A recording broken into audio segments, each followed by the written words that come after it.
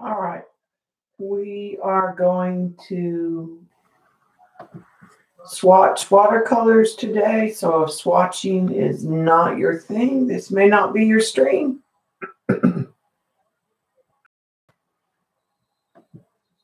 I already did the Daniel Smith and the M-grams. So I have this set of 60 left that I need to do. And let everybody get in.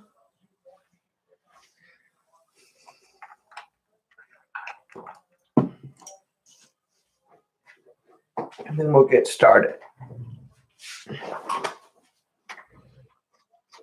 So I'll show you to start with, I got the set that I got of the M-grams is the Pacific Northwest set. And it had the dioxine purple, the yellow ochre, the anthracone blue. I'm not sure if I said that right. The neutral tint and a sap green. And I really like the, well, I like all of them. I'm not so impressed with the yellow ochre. It's a little muddy. Then I ordered singles of the quinacridone rust, the nickel quinacridone, the azo yellow, which I thought was going to be slightly a different color, the raw umber, and then I had also gotten the Daniel Smith Moon Glow. Hi, Kat. Hi, Shauna.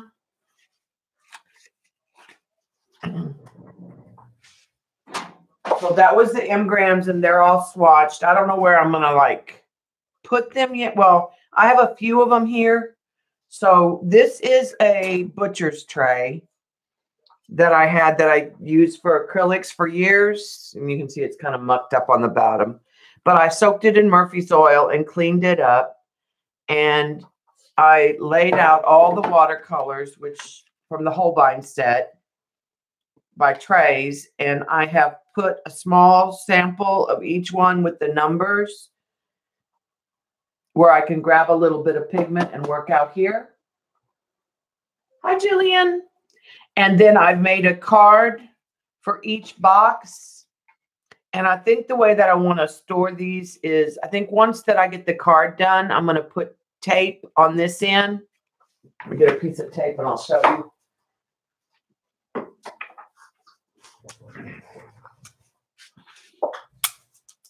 So my thought was it would almost make like a lid.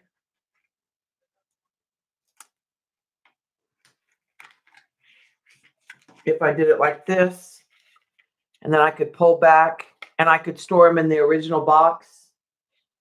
And then the tray could sit on top of it.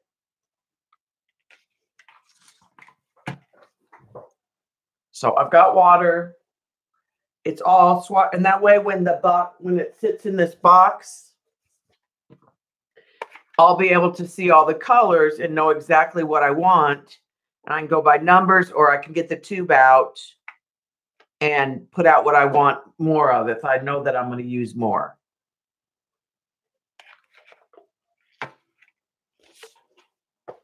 Because it was hard to figure out exactly how I wanted to do it. So I went ahead and swatched a couple last night.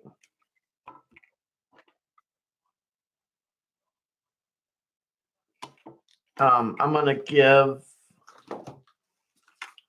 just a little spray to the side of the tray. Kind of let those get wet and soften. I did stick in the corners a few of the M-grams that I really liked that I thought I would want on my tray. So I'm at the Opera Pink.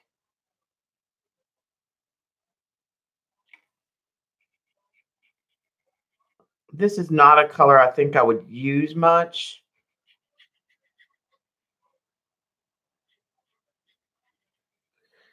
I will say it didn't give a lot of information about the pigment information that I could see on the tubes. that I could read.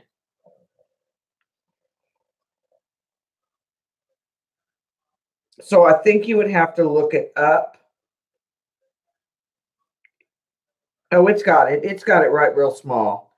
So like this one is the Camdium Deep, Red Deep, and it says PR 108.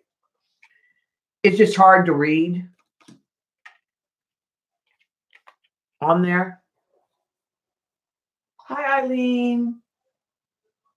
Yeah, exactly, Shauna. But you notice it's still in sets.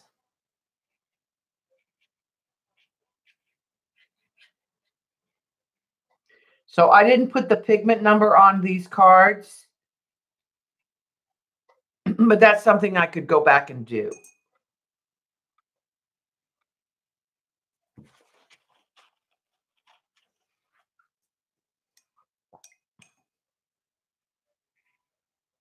Okay.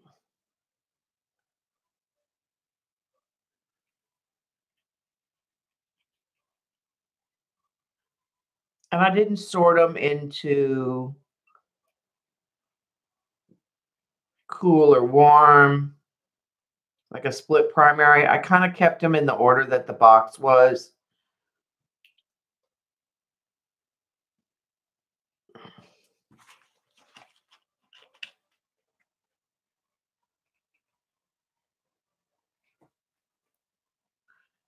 All right, so then that's 19 is the vermilion.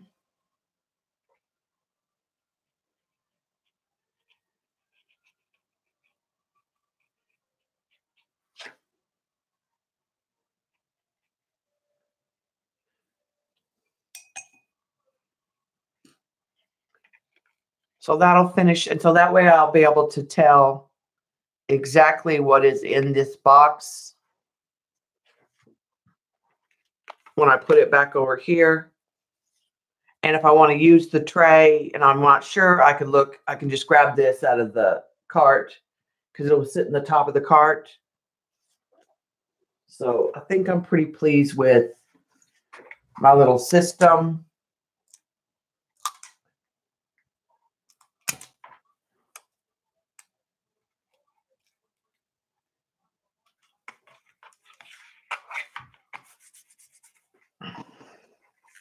What I might do when they're dry is write the pigment numbers on the little swatch cards. Okay, so this is 22. Is Scarlet. I got to hold them this way to swatch them.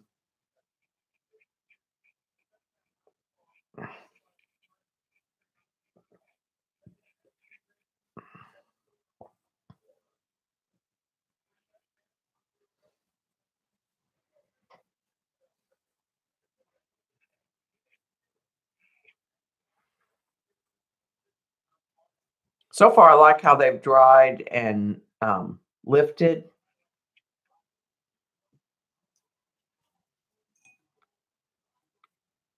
Okay, this is a quinacridone violet.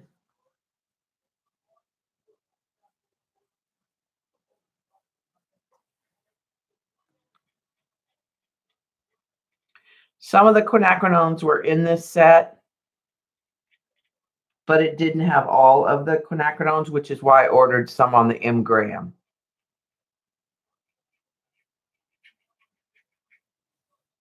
Separate tubes.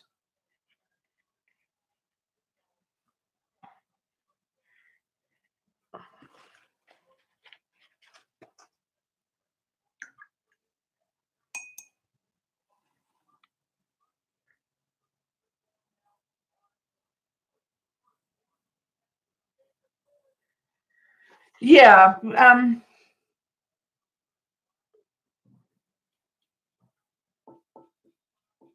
I go more by sight too, Eileen.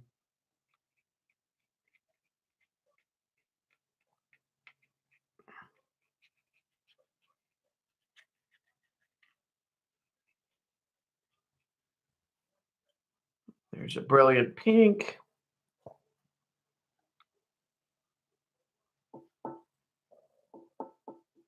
And this is the shell pink, which I know CC likes. I think she uses the Shinha. This is the Holbein shell pink. I like it better than that brilliant pink, to be honest.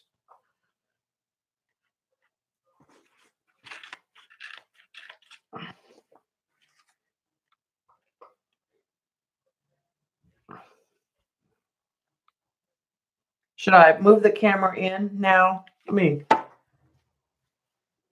move you in. I mean, you've seen the whole tray set up. So let me just move you in where you can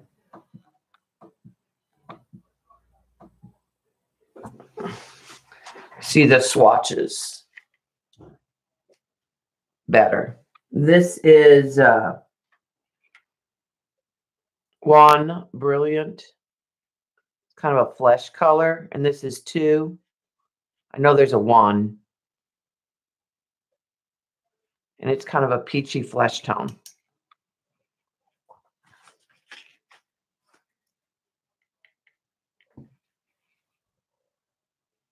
And then the first yellow is a Naples Yellow, which I like in acrylics, one of my favorite yellows. I've not had it in watercolor.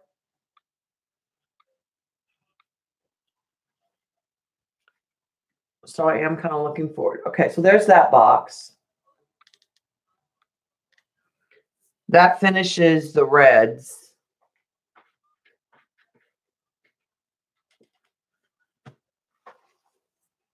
Okay, we're going to turn the corner and keep working on the yellows and the oranges.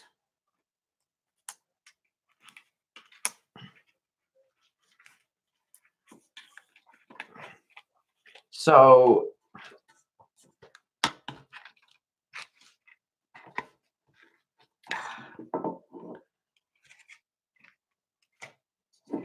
I'm going to turn this tray so I have a little better. So the next one is a lemon yellow.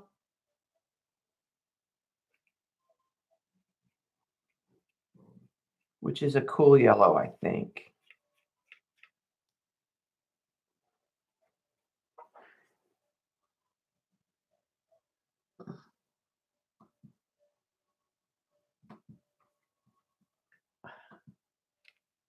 Sorry.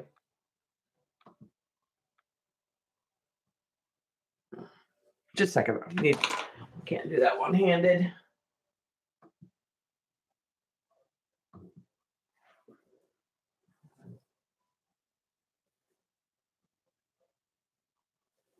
Oh, she uses Holbein? Okay.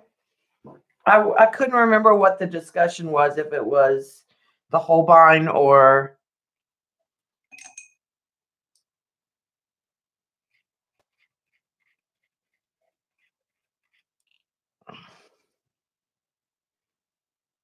Well, the next one is, I think it's Permanent Yellow Light is what it's called. Yeah, Permanent Yellow Light. Which is very bright.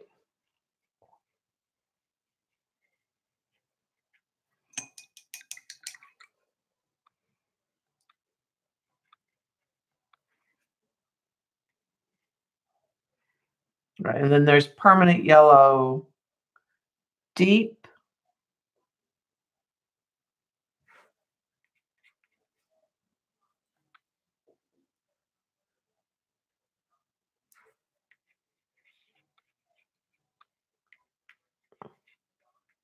Which I do like.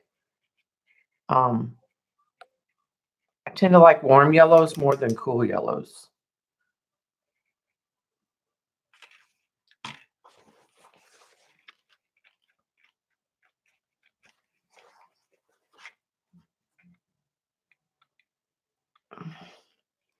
All right, and this is Permanent Yellow Orange.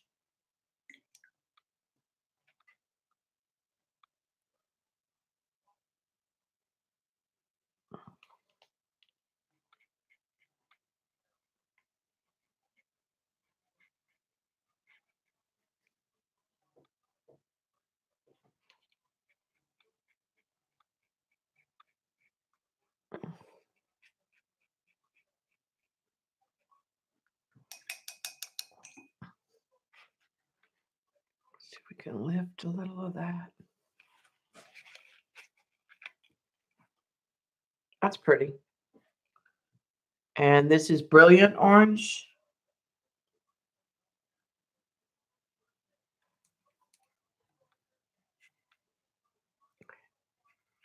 Trying to check to make sure I'm on the camera.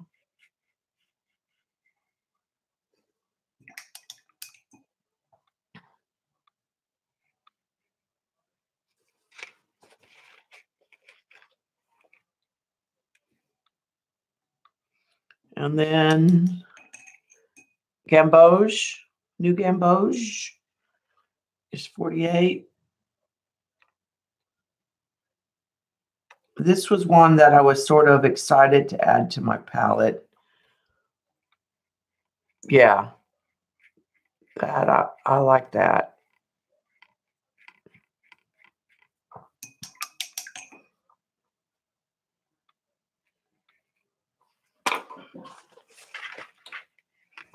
Okay, so that's the first box of the yellows. Guess I could turn it this way and you could see it better.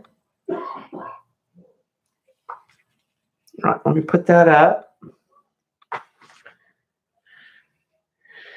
And then the next box goes from the yellow starts going into the greens.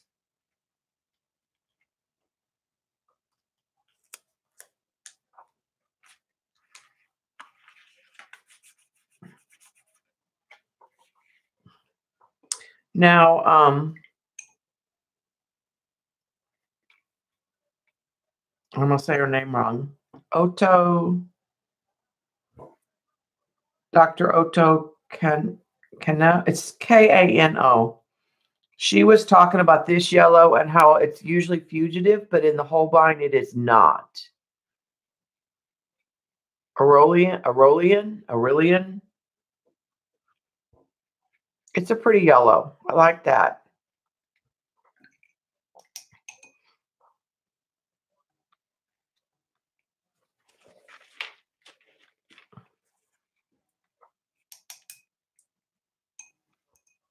Hi, Dot.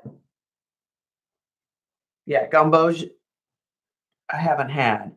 Okay, this is the yellow okra. And I'm hoping that I like this yellow okra better than the M-gram one.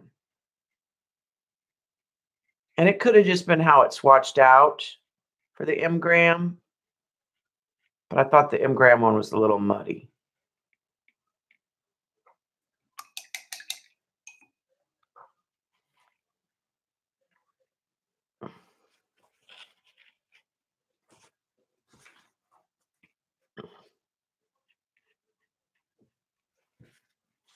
So that's pretty. I like that it's a little more golden. Not it. And this is greenish yellow. I think this will be a good landscape color.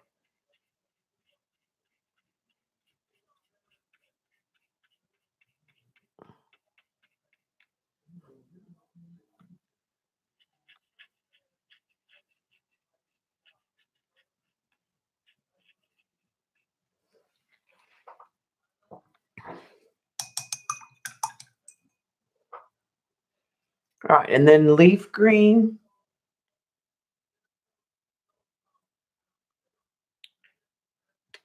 Not wild about this one as it came out of the tube. A little pastel for me, but we'll see. Well, it's not too bad on the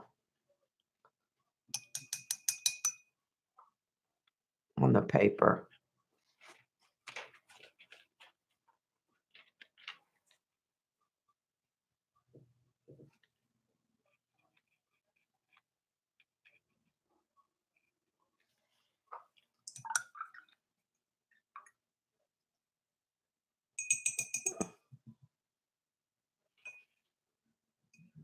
Yeah, she said that she tested and the Holbein one Did not. Now this is a Viridian U.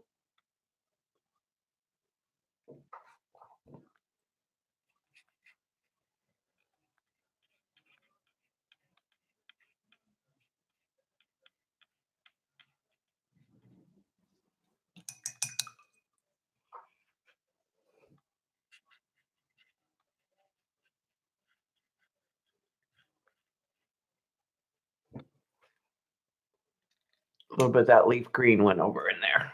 Let me.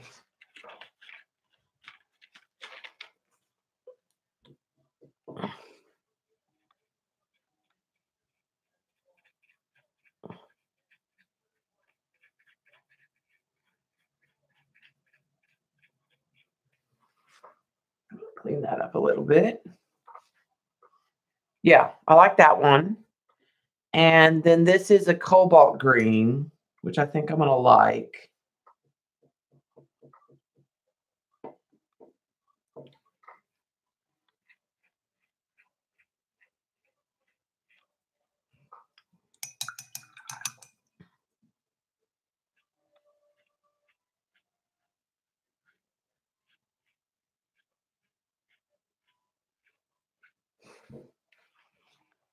It's a little more opaque than I thought it would be.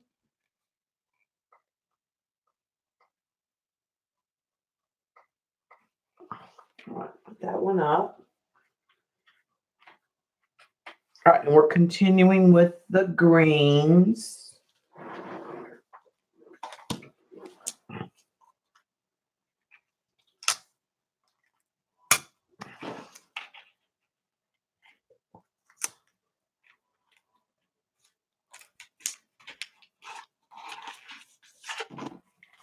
Okay, so we have an emerald green next.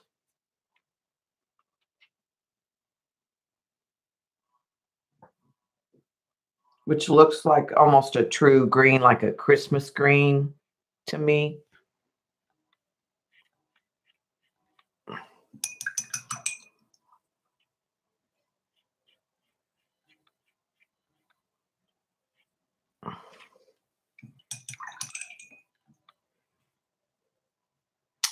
All right, this permanent green number 1.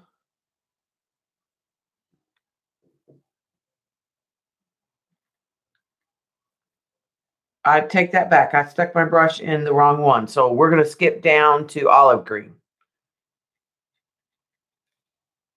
I went to the wrong number.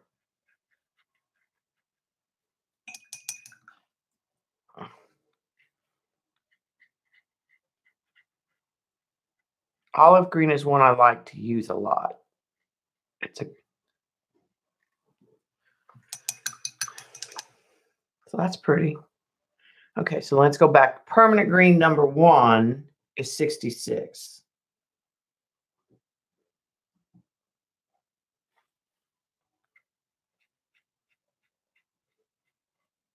Kind of a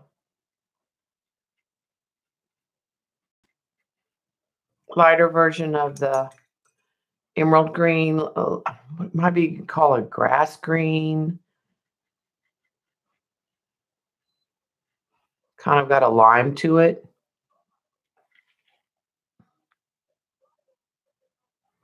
Okay, and then we're going permanent green number 2, which is a darker version.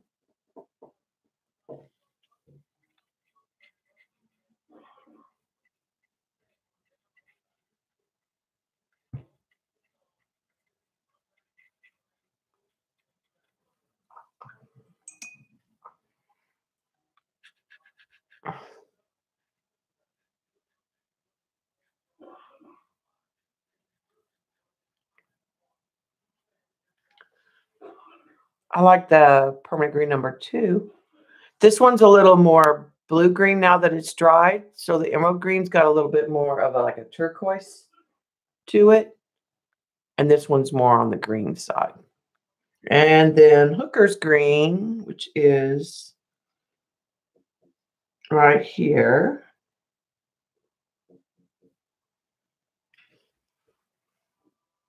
Hi.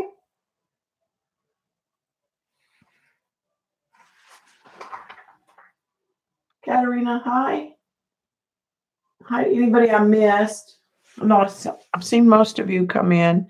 I'm early compared to my normal time.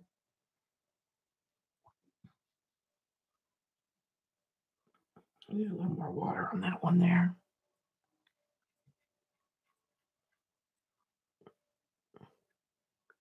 That's kind of an evergreen color.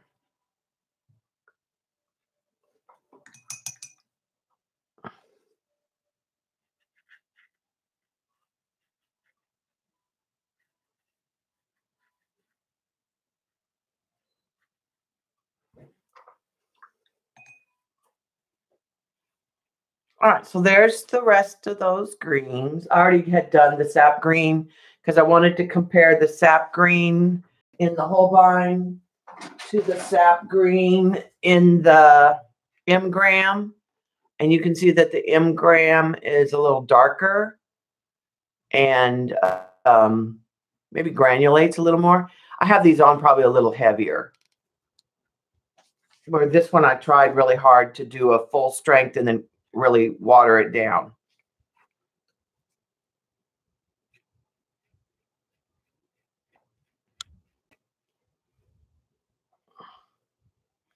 So that's the green box.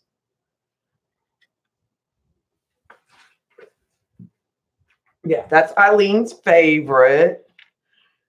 All right, so now we're got a couple more greens and we're gonna be in the blues.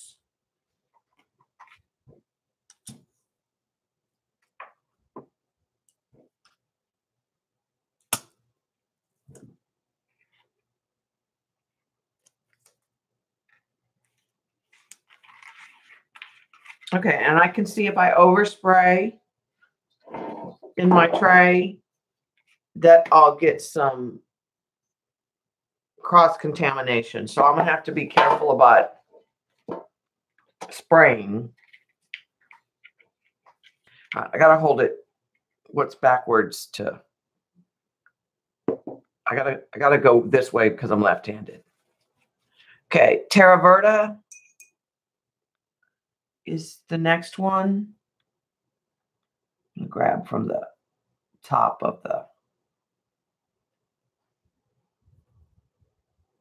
It's got some dioxine purple and some other stuff trying to block it. Now I like this one. There's a couple other places there's a green on here. There's some green gray colors that I think I'm gonna like.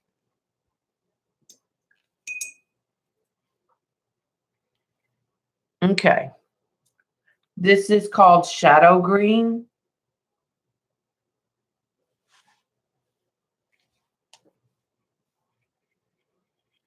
Oh, see, I'm gonna like this.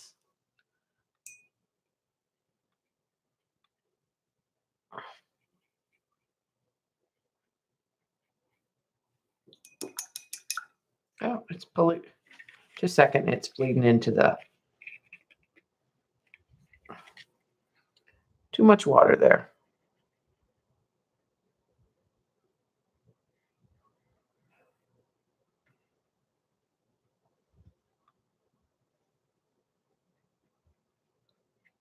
Darken that one back up. Yeah, I like that one.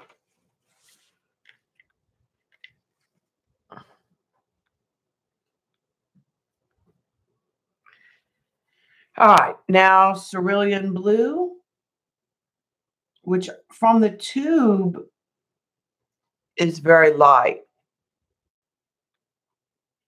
from what I, on my other colors of Cerulean Blue.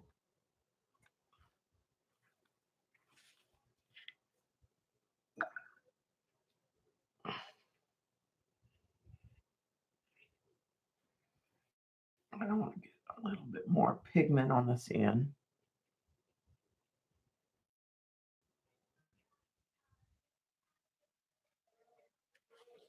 Okay, that's pretty. All right, Cobalt Blue U. It's 91. Make sure I grab the right one.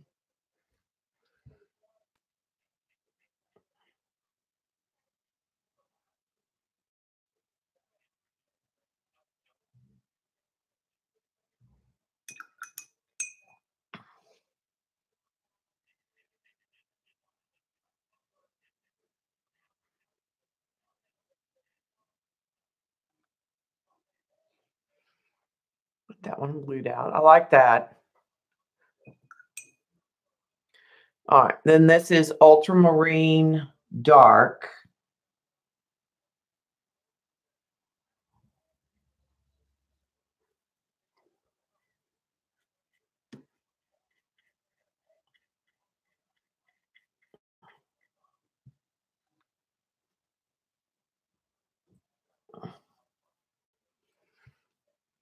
Pick up a little bit more pigment. My brush was a little dry on that one.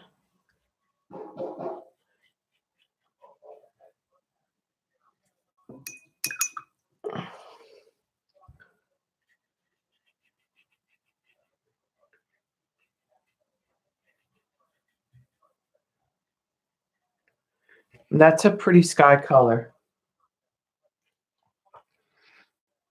It's kind of got that almost that purplish tint. And then Prussian Blue, 97. This is another one I know that can be fugitive.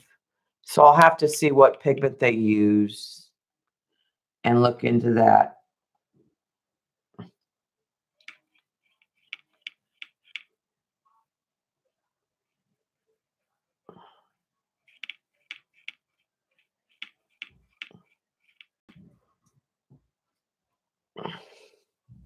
Which is a shame because it is a pretty color.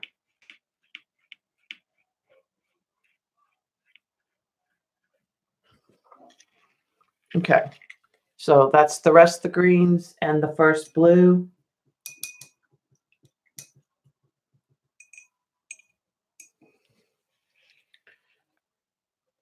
Like I said, I'll have to see what pigment it says is on there.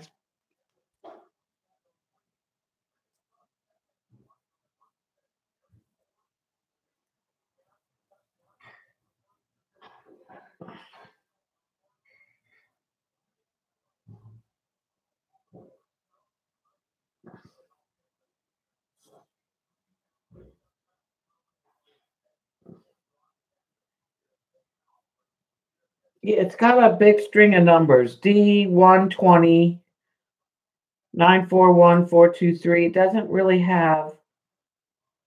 Oh, no, here it is. PB27. And it's got a double light fastness and Series A. I'll have to look up what their coding means for their, like what Series A and what Series D.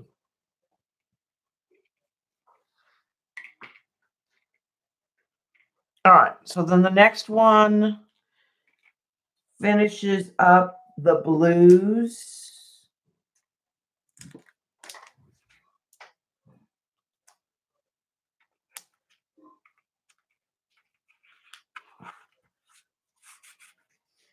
And starts with an indigo. 98. Okay, right here.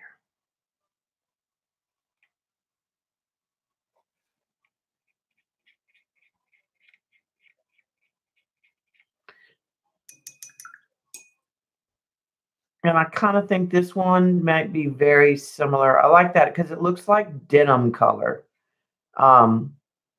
Might be similar to the one I got that's the Graham. The Anthraquin Blue. But the Anthraquin Blue is a little more blue.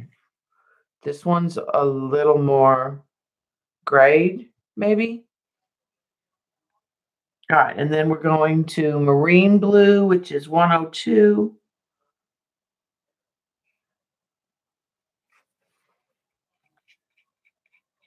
Oh, okay. Gonna love this one. This is gonna be one of my favorites.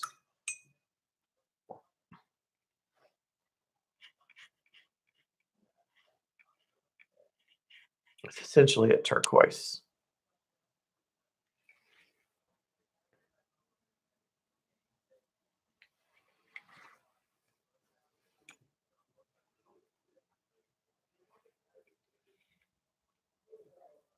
Verditer blue, 95. This looks like almost like a periwinkle blue when you're looking at it straight from the tube.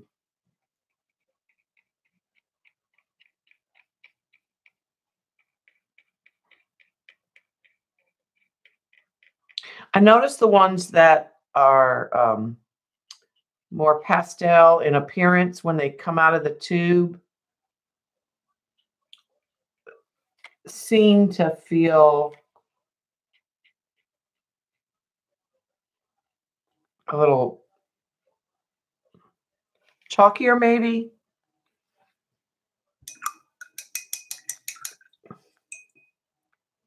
In appearance. Okay, 107 is Phthalo Blue yellow shade.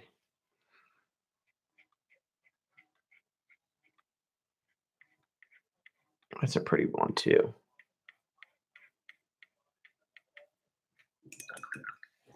Let's bleed into that in just a second.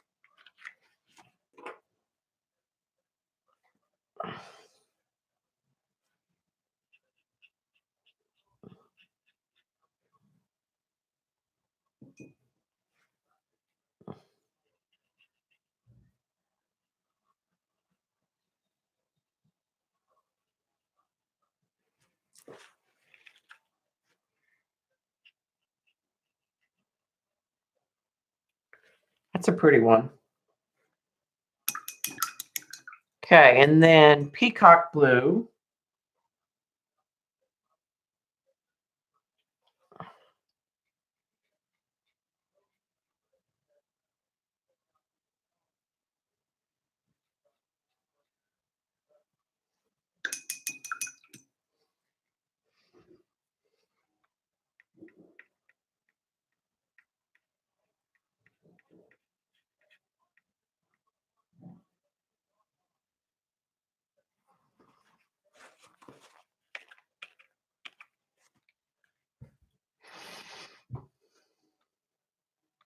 Probably a little more on the turquoise than the Phthalo Blue. And then Horizon Blue is another one that looks like a pastel.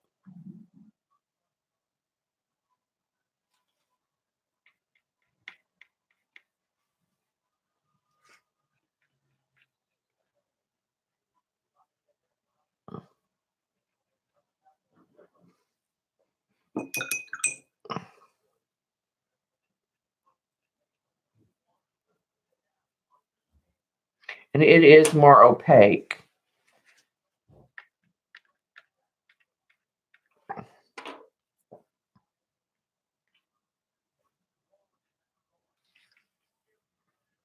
Okay, so that's the first box of blues.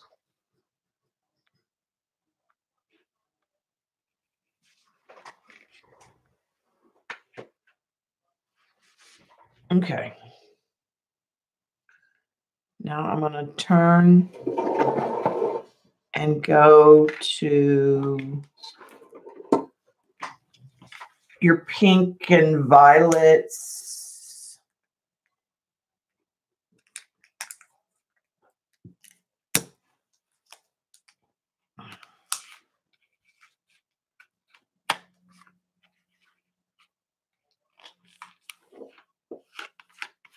Okay, so the first one, let me switch water. All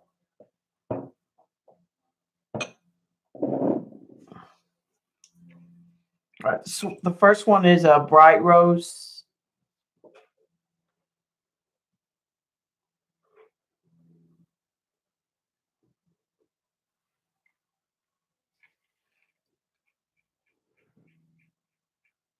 Which is kind of more magenta than the opera rose.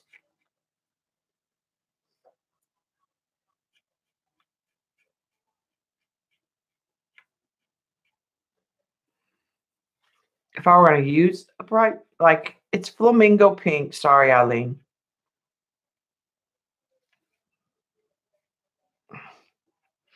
Quinacridone magenta.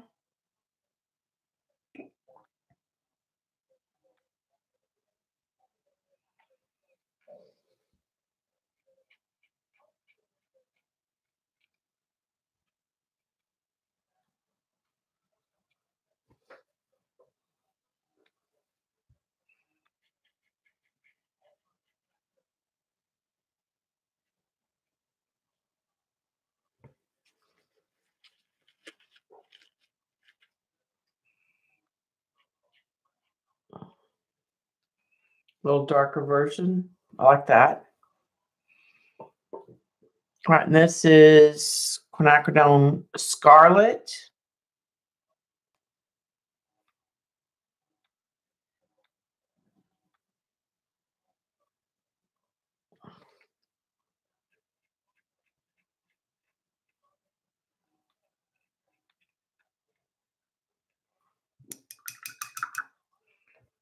It does not have a quinacridone red in this set, but this is probably maybe similar to that, maybe a little more on the pink side.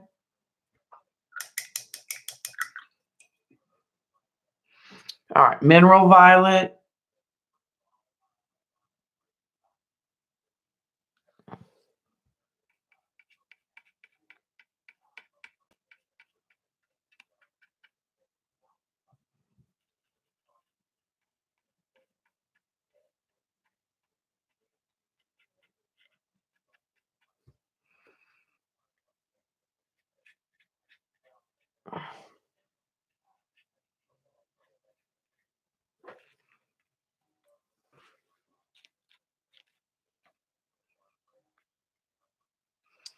And the paper I'm using is 100% cotton. It's, I think that Fluid Art was finishing up some of that. 115 Permanent Violet.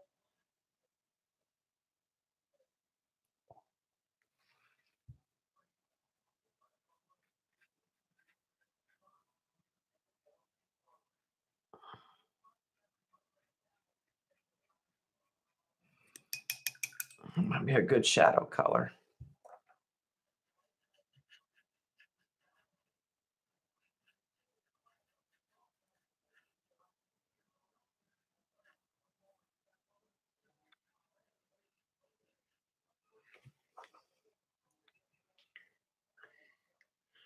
All right, Burnt Sienna. We'll get into the neutrals. Not a lot of neutrals in the set.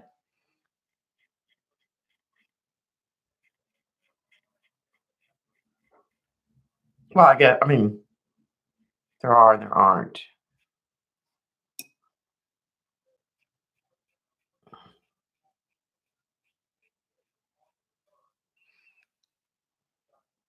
Okay, that's pretty. So that's the reds starting into the neutrals. Okay, the next one should be 130. Okay, let me fix this. We're down to 12 left.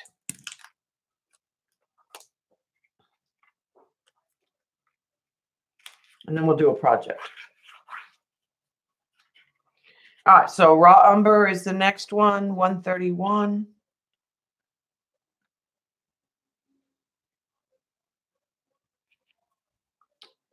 Now I end up ordering the Raw Umber in the M-gram.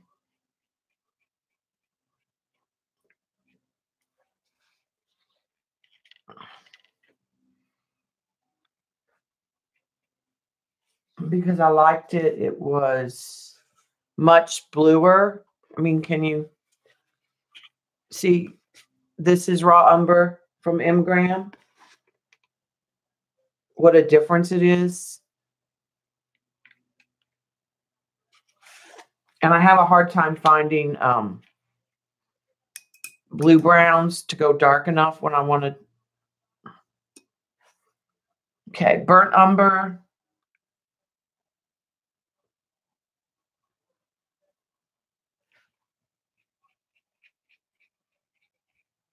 Now this, I like this brown.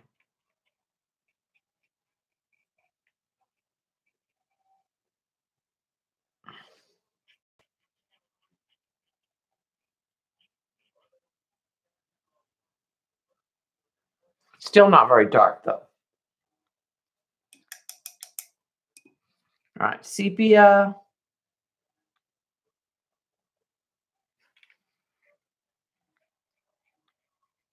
See, now I like the sepia. It's very, very similar to the neutral tint.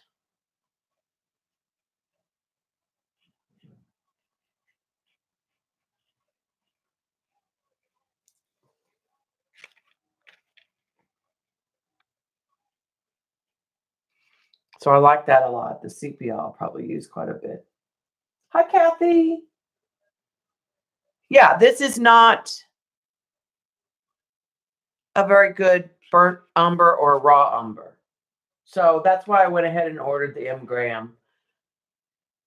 To me, this is more like a yellow ochre or in a raw sienna that got mixed.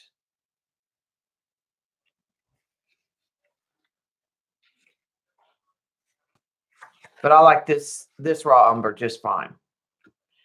And I like this sepia. And like I said, their neutral tint in M gram is probably a little more on the purple side. This sepia is definitely on a brown side. And so that'll work too. All right, now we're to yellow gray 151. And I think this is going to have I think like a light green or a taupe, what you would call like a khaki. Makes you think of like a khaki pant.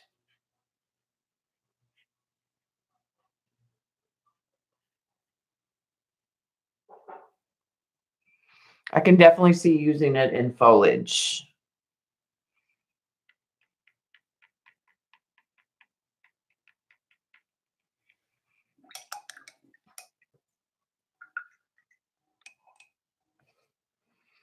All right, and then this is Gray of Gray,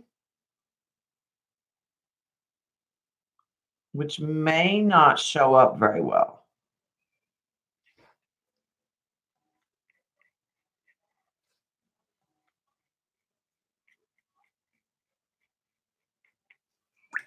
On your screen.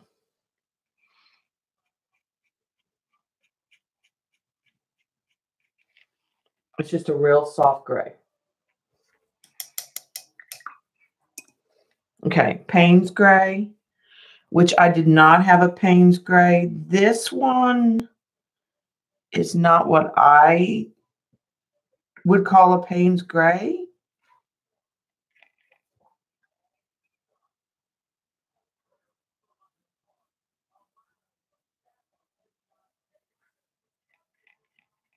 It's green to me.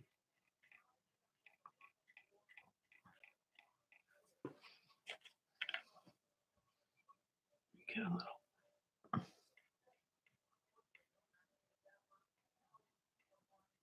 To me, Payne's gray has more of a purple tint to it. Yeah, this does not look like Payne's gray. No, because it's Davies gray. I can't read, y'all. Davies gray. So sorry. No wonder we were all confused. It's Davies gray. I don't know who Davy is.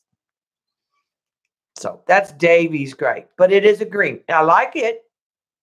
Again, I think a good color for foliage. That one's bleeding over into there.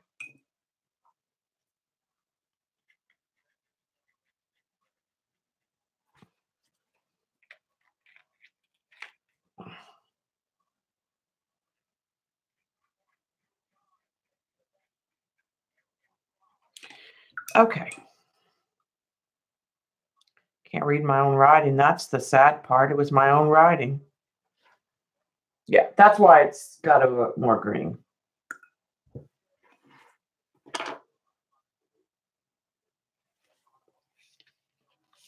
Okay, so there's a lot of the neutrals and the grays.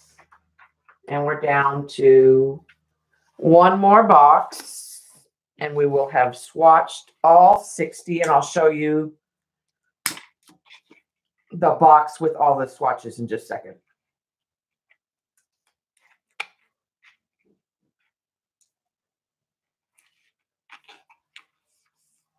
All right. This one is going to be Payne's Gray. 156. For real now.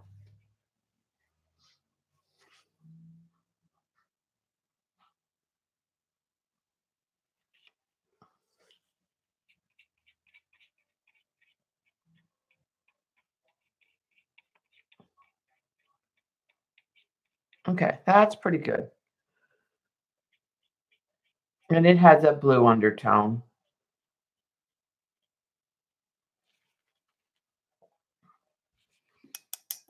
Okay, then there's an ivory black.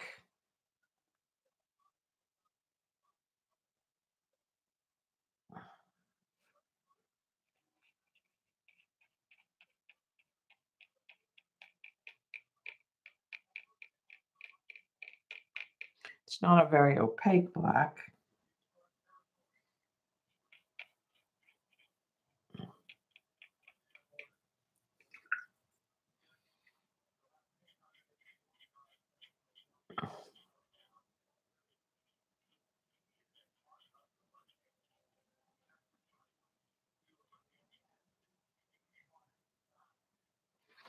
Okay, so there's the ivory black. I'm going to skip over the whites for right now and go to the metallic gold.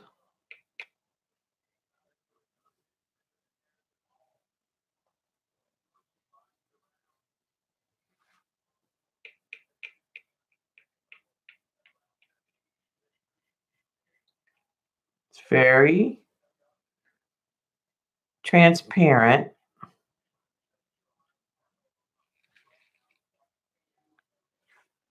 All right, let's go to the silver.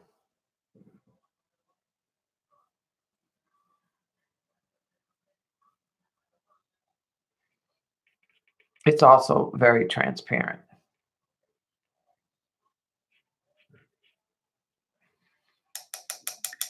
Okay. And then there's a Chinese white.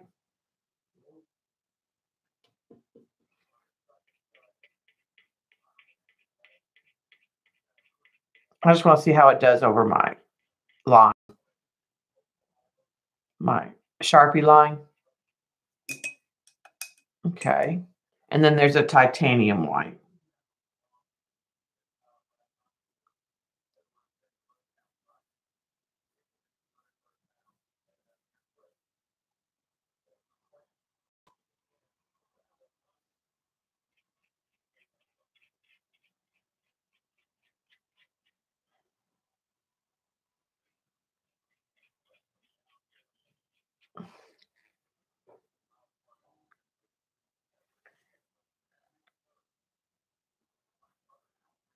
Well, yeah, I mean, yeah, CB, they're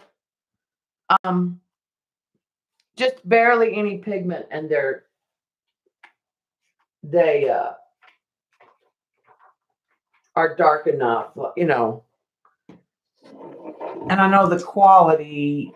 I mean, because you have to remember, I'm just comparing them to the one Shinhas and the. I got to go get clean water. Give me just a minute. Here is the box, all swatched out. Let me back out just enough where you can see it.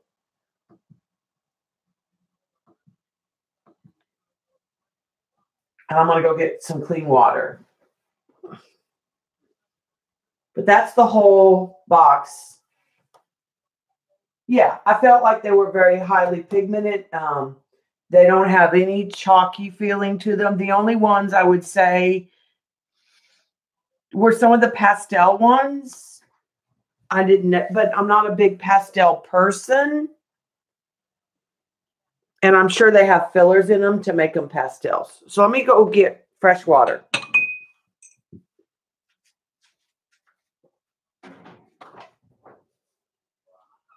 Okay, I swatched all 6.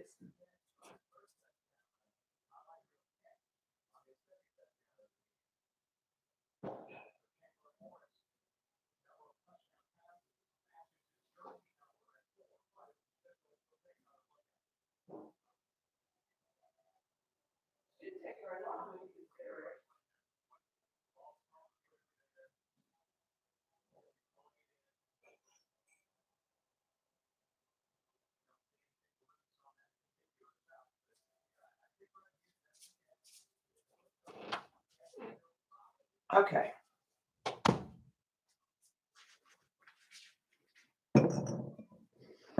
So I know what I want to do for a project. I'm going to do a project that Colleen did. It's out of this book by Gina Lee Kim. And it's the one with the trees that her and Janet did, but I'm going to modify it. I'm going to add some things from some of the other photos and lessons that I liked, and incorporate a little bit of that. So I'm going to get paper.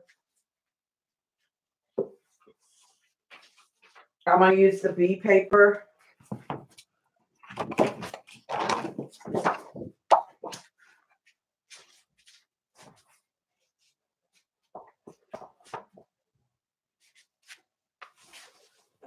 And let's get some tape. Okay.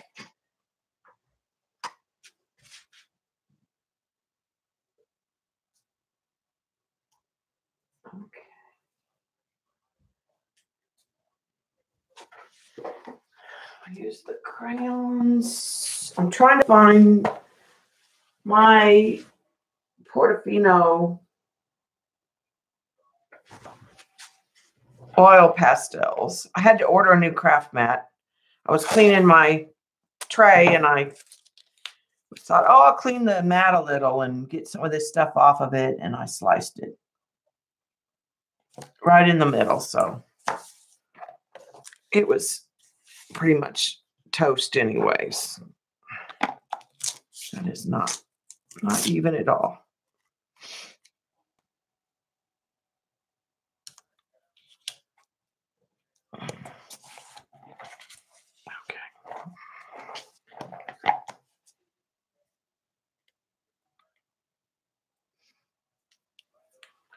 All right, see a little bit, CB.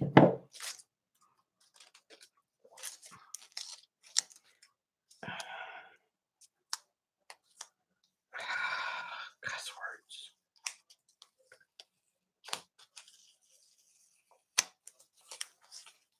All right.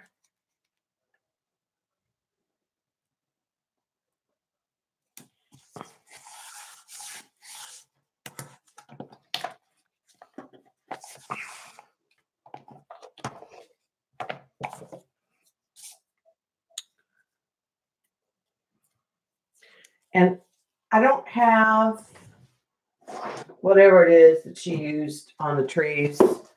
So I'm going to use grunge paste for the trees, which will be fine.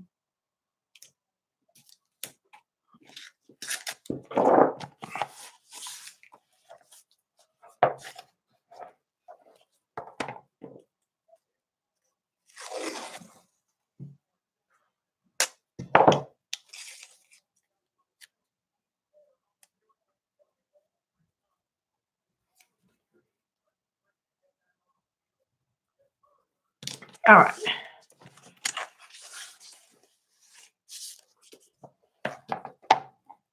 Okay, I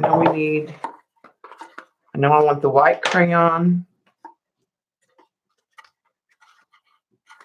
And I want one of the yellow crayons.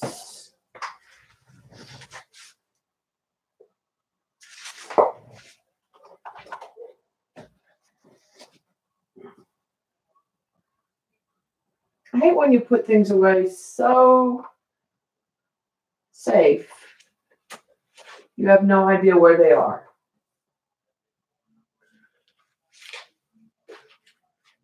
I might have to use these. But I really want those Portofinos.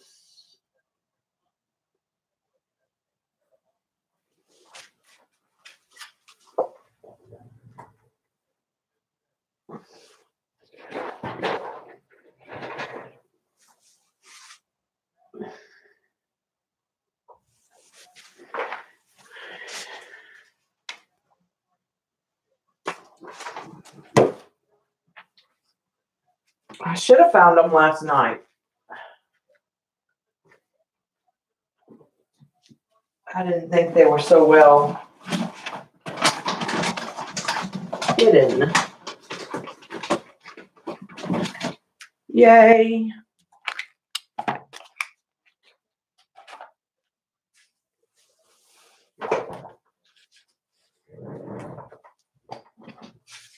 Okay, so on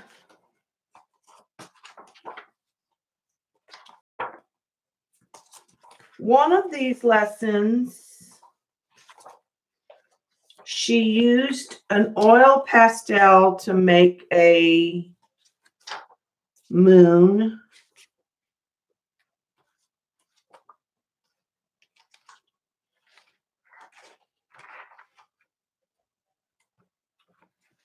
Yeah. So on this lesson where she did a moonscape with trees, she used a circle template to draw a circle, and then she used oil pastel crayon. So what I'm going to do is take my ink tints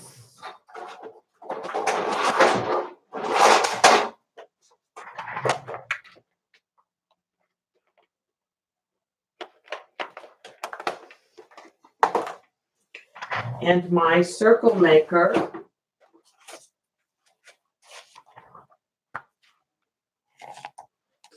and I'm going to make,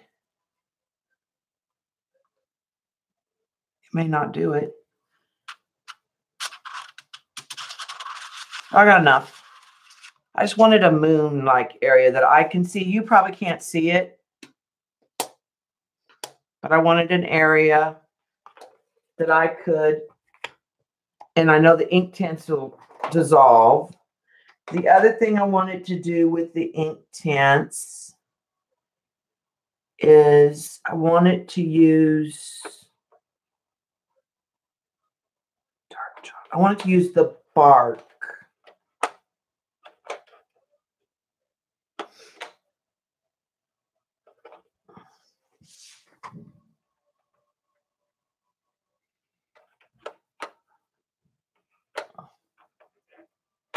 The dark chocolate, madder brown.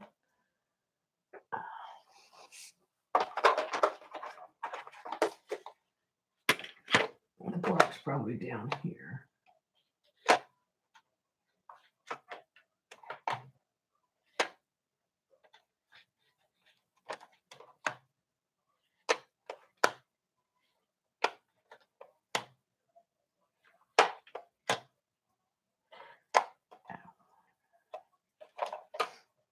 There it is. I wanted to use the bark.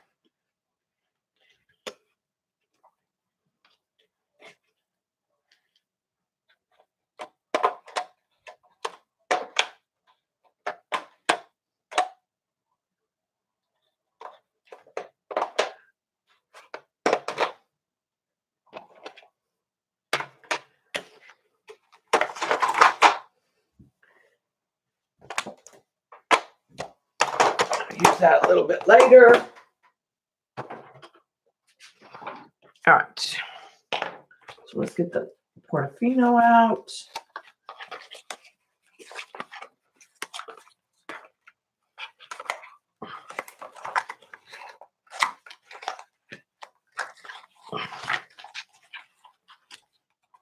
There's the white. There's the yellow. Okay. So I'm going to put some of the yellow on the outside and the white.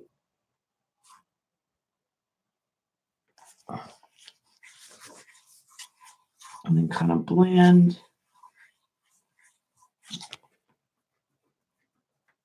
Put more white in the middle.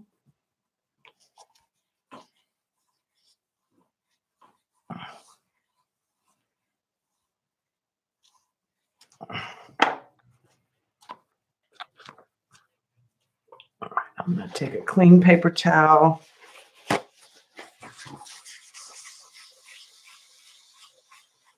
And I'm going to add more white.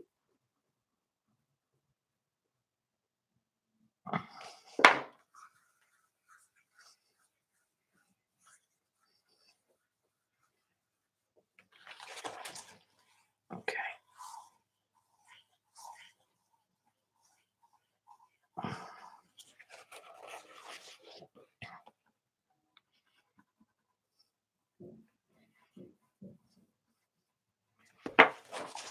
A little of the yellow goes a long way.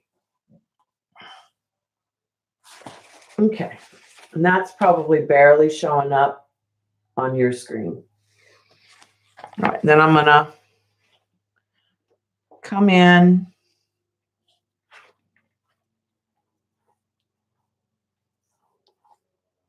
And it's Birch Trees.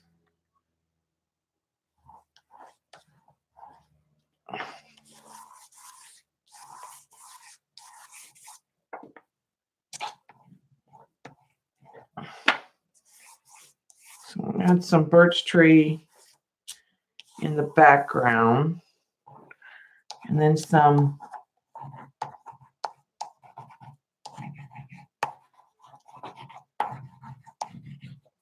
what could be branches.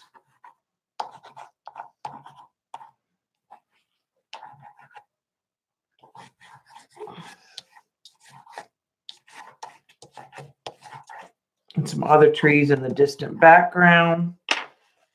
Okay, so I'm done with the crayons and the portfolio.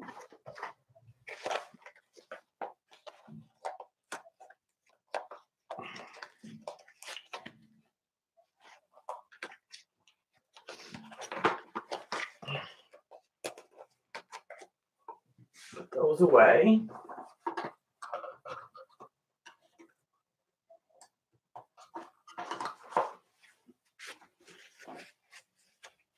Okay, I want to look at the original composition choices real quick again.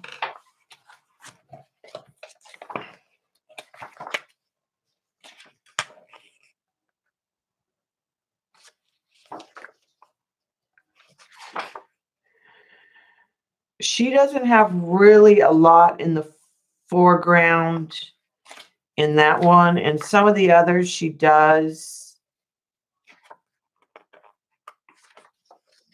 I kind of liked how Colleen had a bit of a path to kind of anchor it, almost like in this image here. All right, so let's get our colors. We're going to use, I'm going to use this crimson and the carmine. I think I'll use the Quin Scarlet and the permanent yellow orange, the deep yellow orange. I need a bigger brush.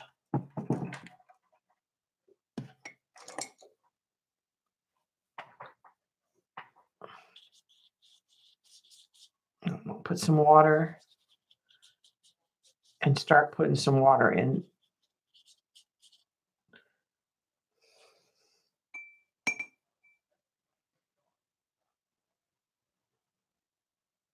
All right, I grabbed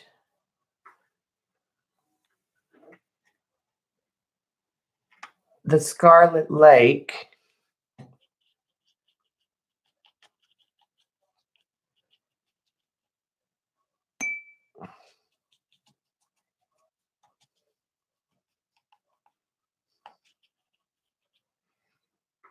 And I'm going to grab some of the orange and the yellow.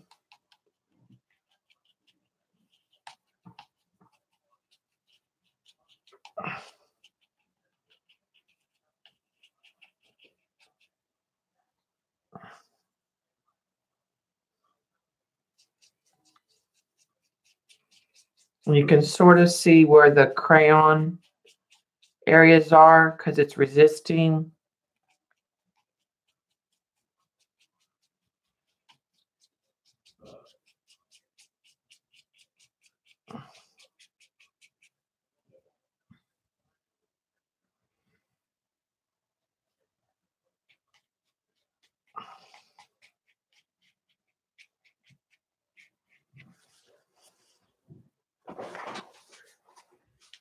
All right.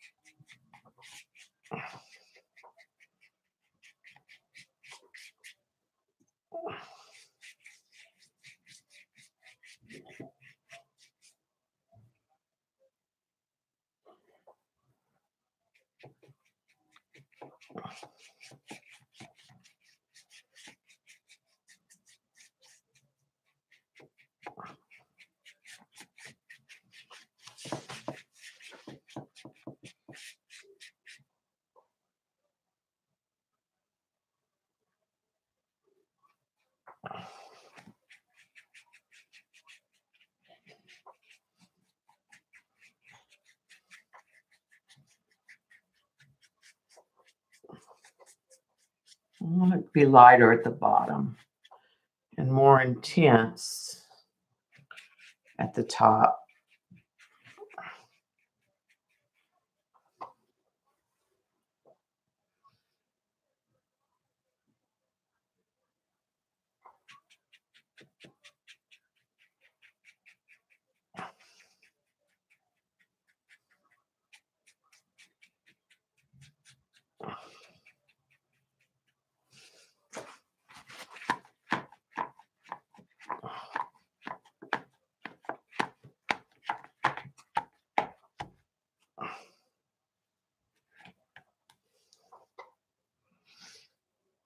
Okay, let's get some of that, more of that yellow.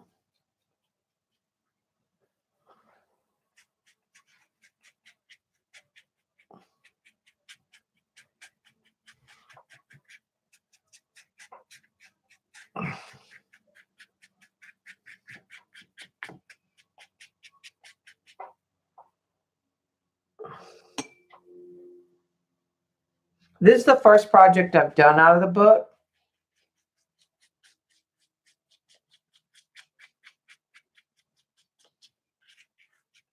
And it was ironic that the one I picked was the one that Colleen had just done.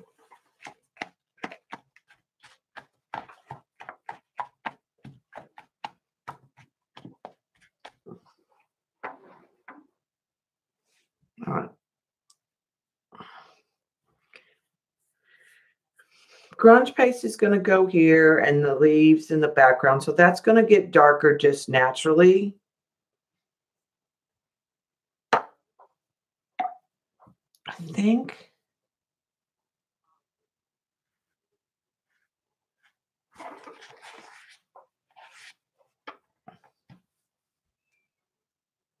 I'm going to go with the Moon Glow.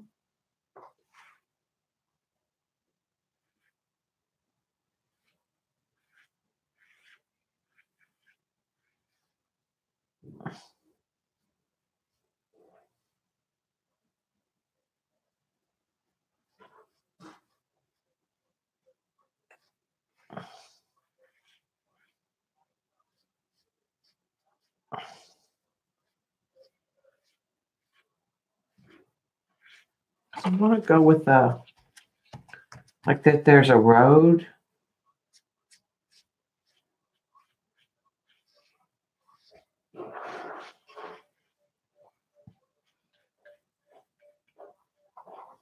Okay, and then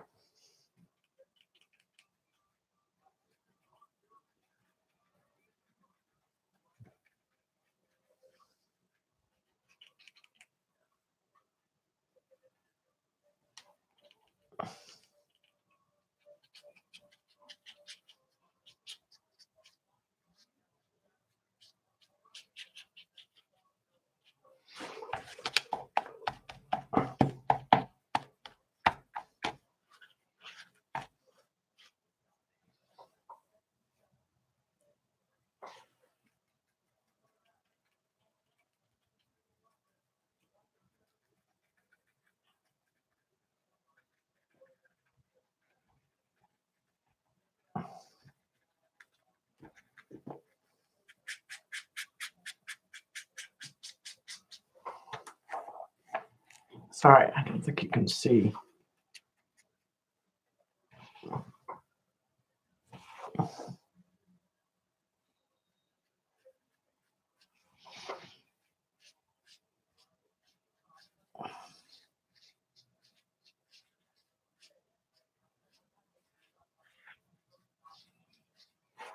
Okay, so there's kind of a path and a little bit of a horizon line.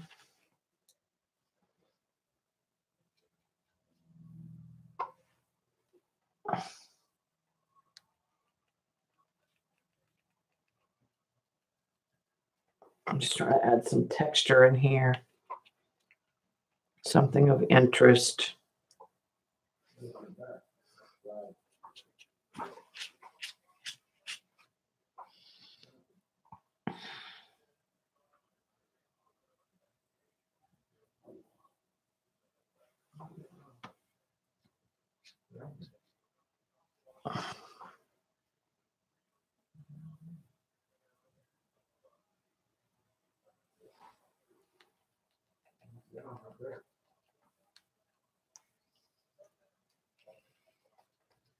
I'm going to switch brushes.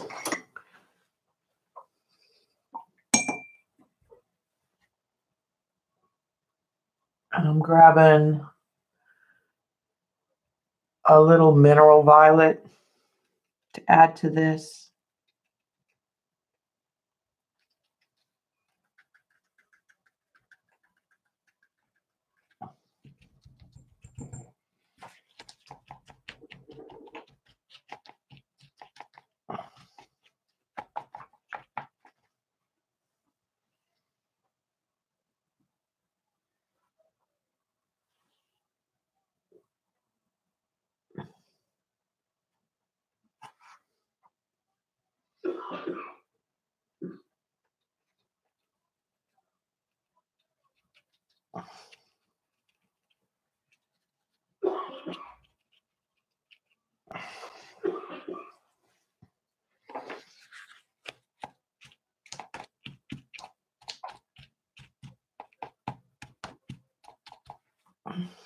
Okay, now I'm going to go. That was a blue.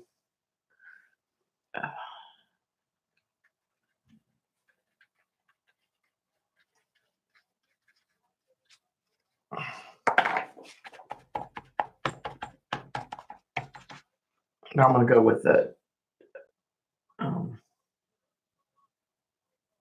dioxazine purple. Those are labeled wrong.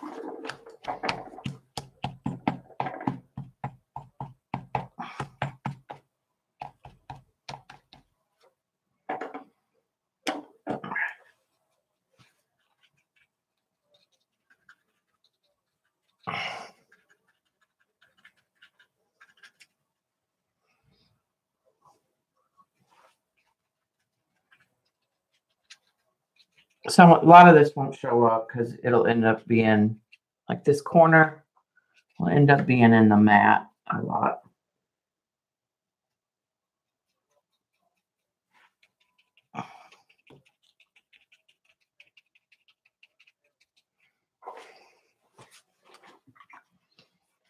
In fact, I think I'm going to lift out some of this.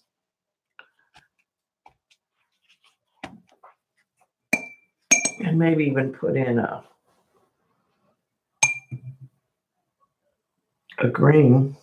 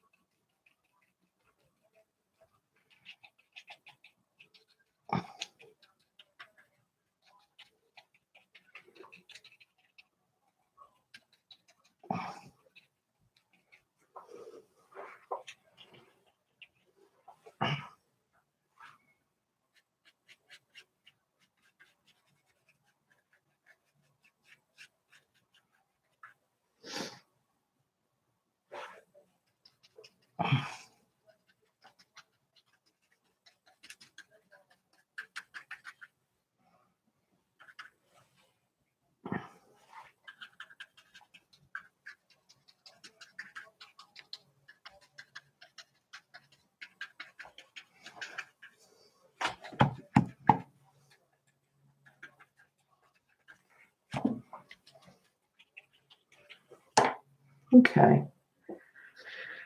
I like the top. Not sure I like the bottom. So I think what I'm going to do to sort of fix that is throw in some of my metallics.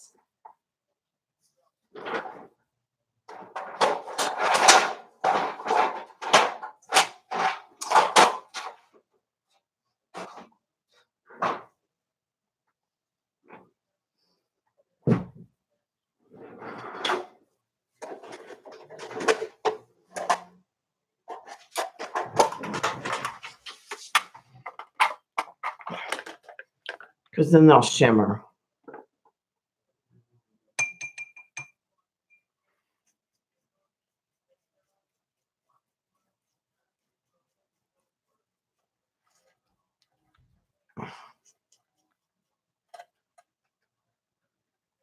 This is the green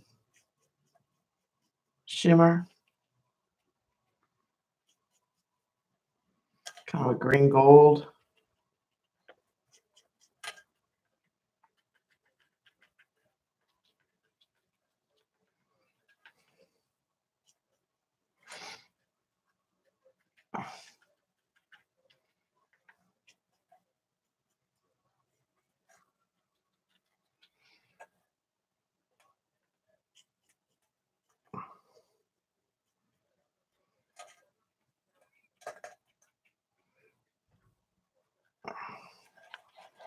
And then I have a lighter color green right next to it that I'm going to go to also.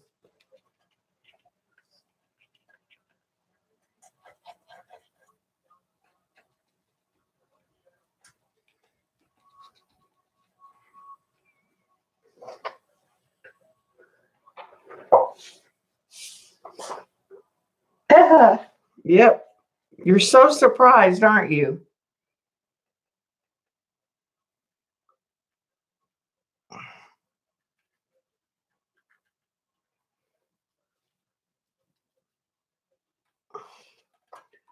All right, and then let's get some of this. There's a bright coral color. I want to add up here in this. It's kind of a bright orange. I'm going to add that up in there.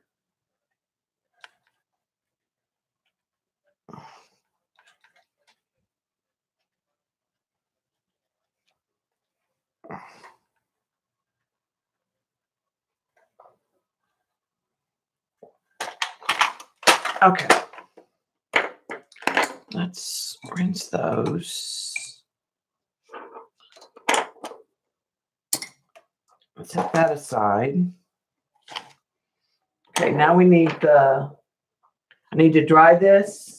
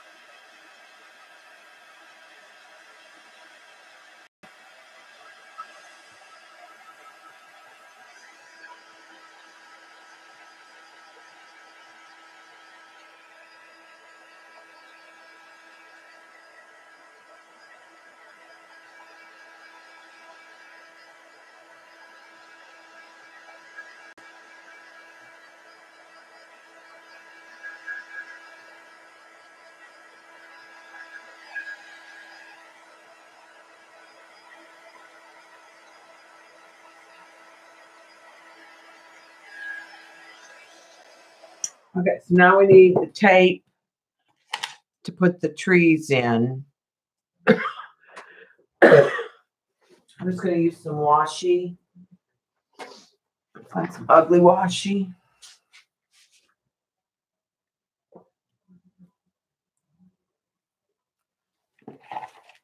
Turn it sideways.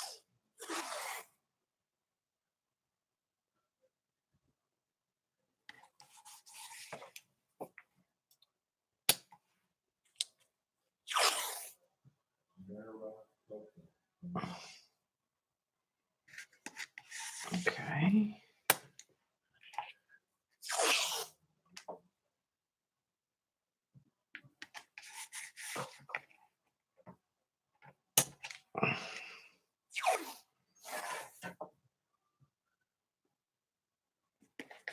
This will be the birch trees.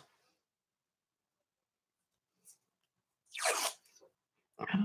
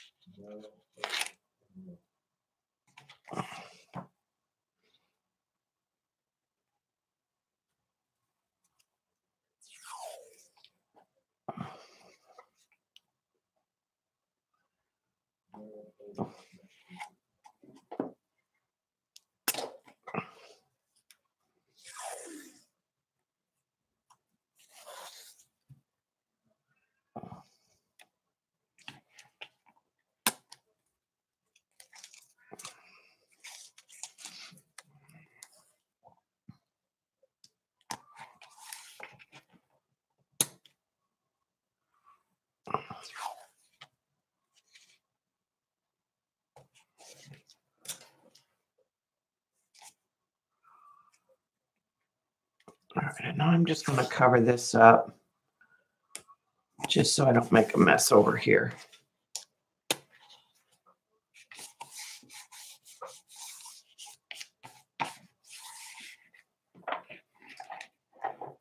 Grunge paste.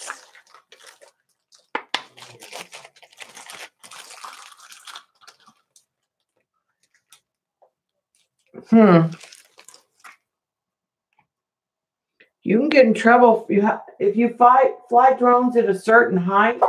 You have to have a license.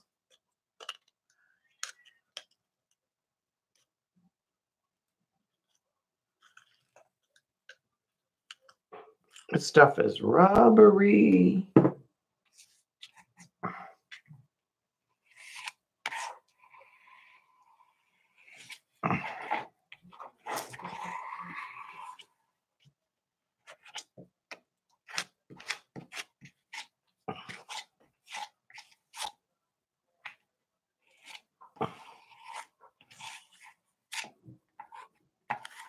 I'm going to leave a rough texture, which is why I thought it might be appropriate for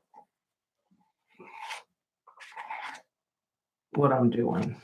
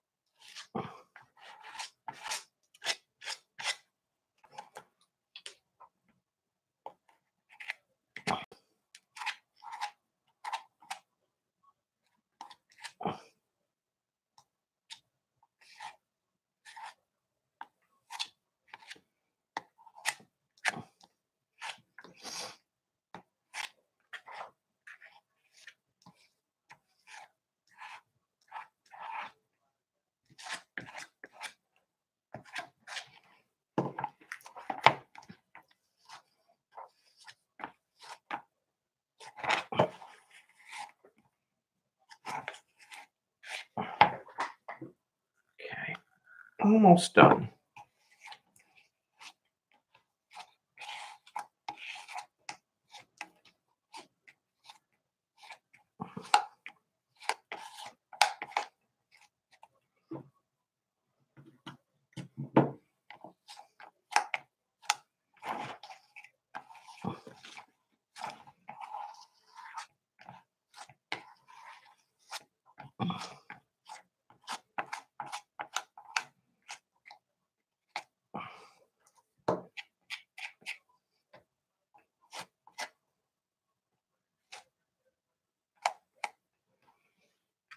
Okay. This is pretty rough over here.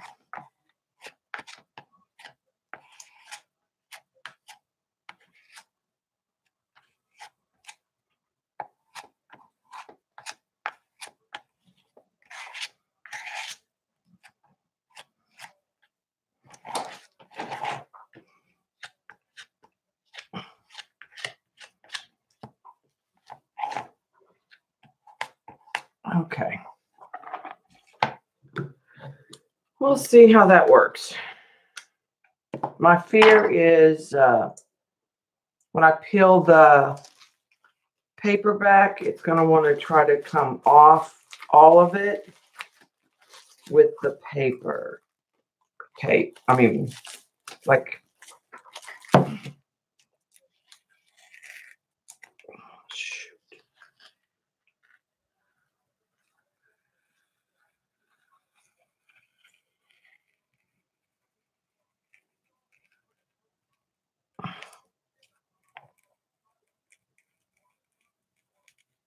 It's peeling a little bit of the paper right there.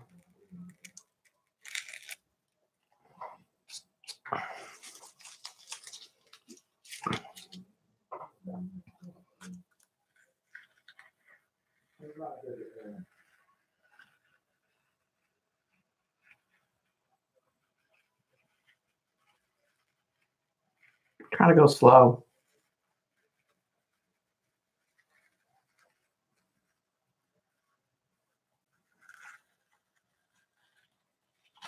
Okay.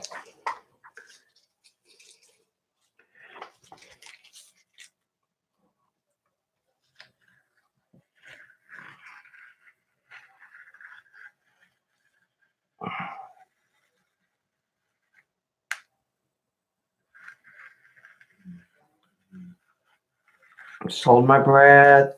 So far, we only had the one tear, which minimal.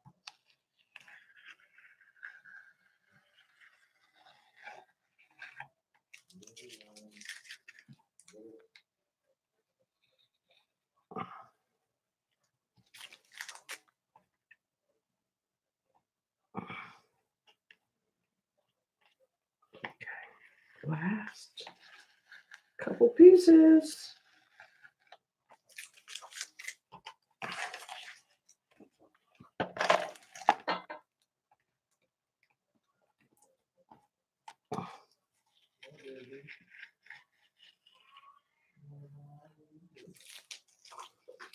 Okay.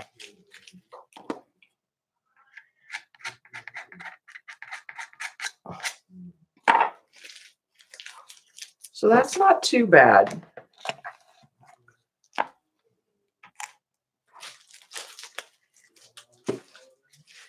Okay.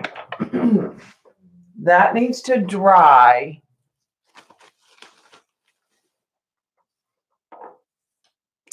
I know I need to add some white on the side. We need to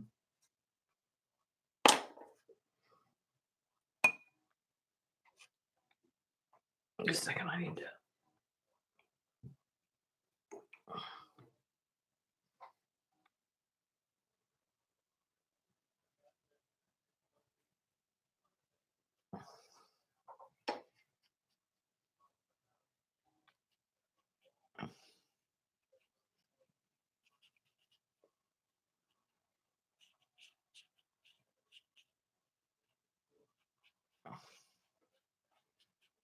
go.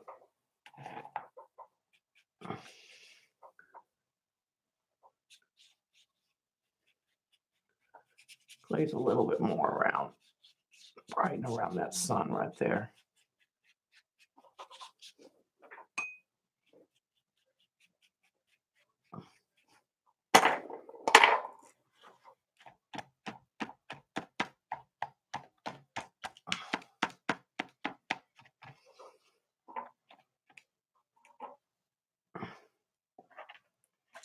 And I'm gonna kind of let that dry, and I'm gonna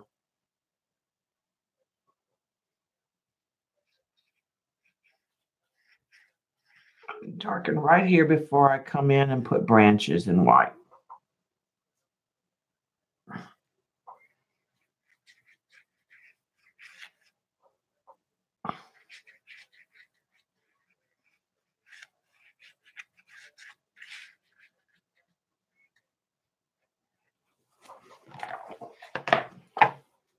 Just get a little bit more intense color.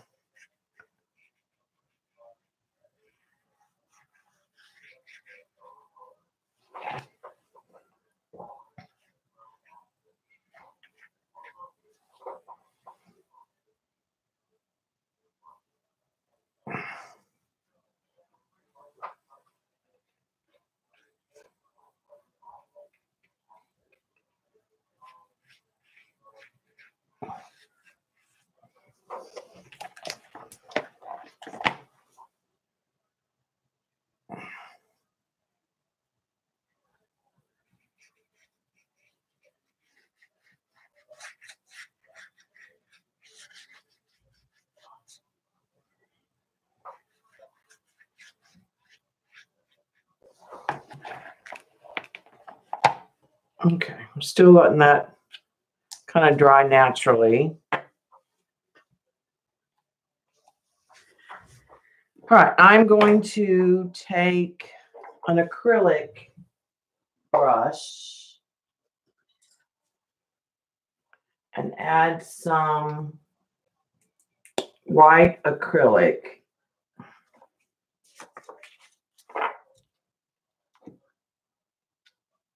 In a few places for branches.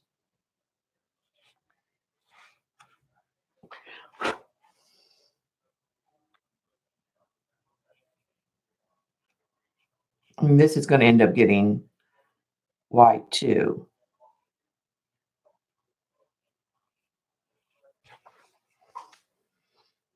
And I am going to refer back to the book real quick.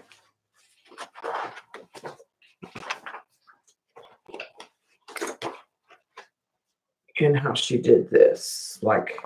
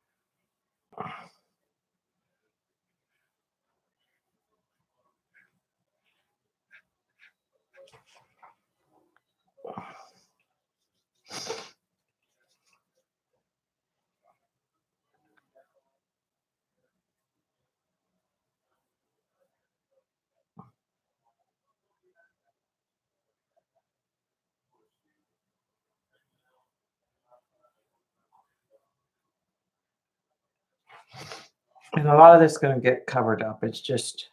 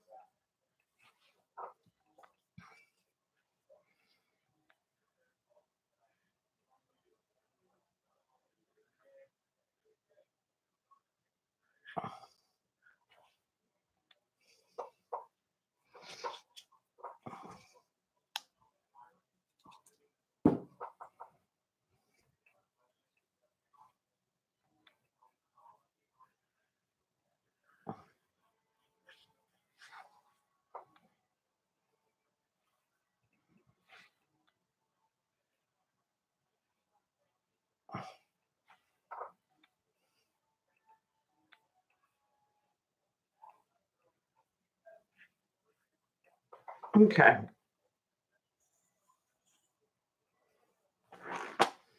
That does that.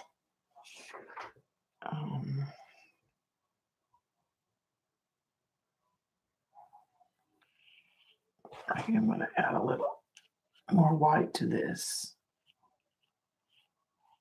since I have this paint out.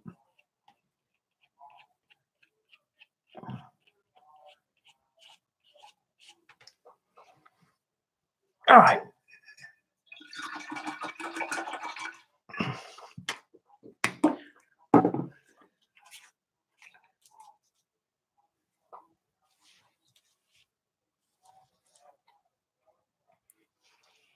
I'm going to take that bark color. I'm going to sharpen it real quick.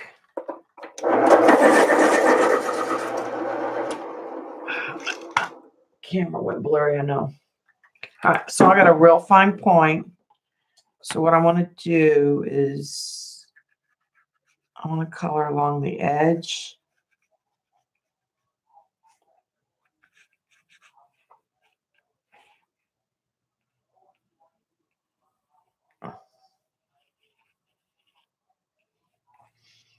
Of the branch, of the bark.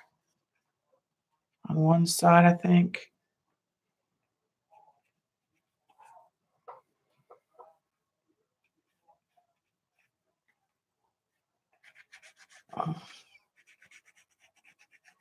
And I'm deviating from her directions. I will tell you that. I'm trying to give that grunge paste a little bit of time to dry. I'm just going along the edge of it.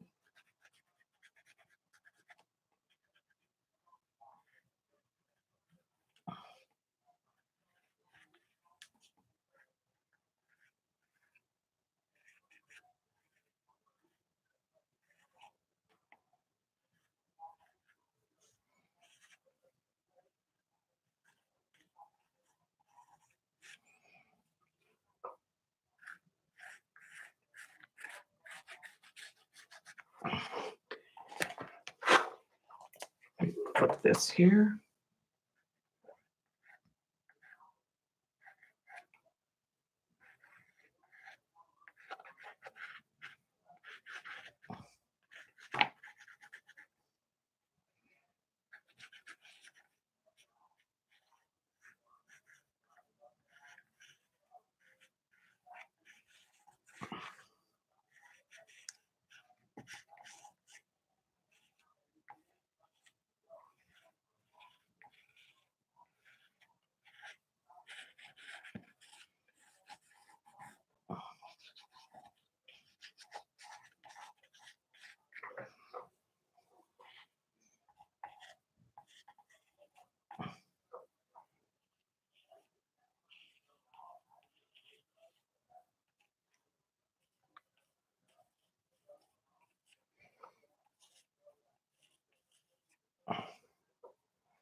I'll try to get some more wispy type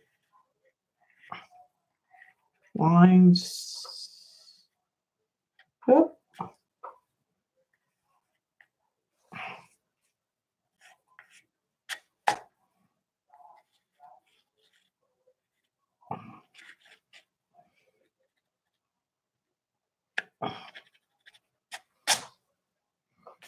You know, there's a dark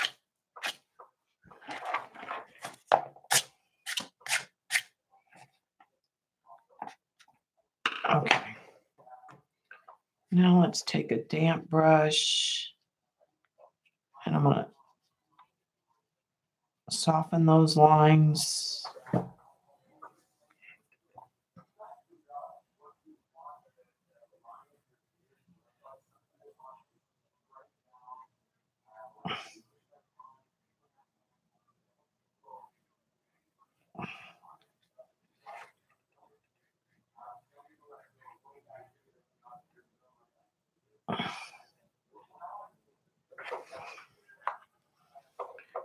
All right.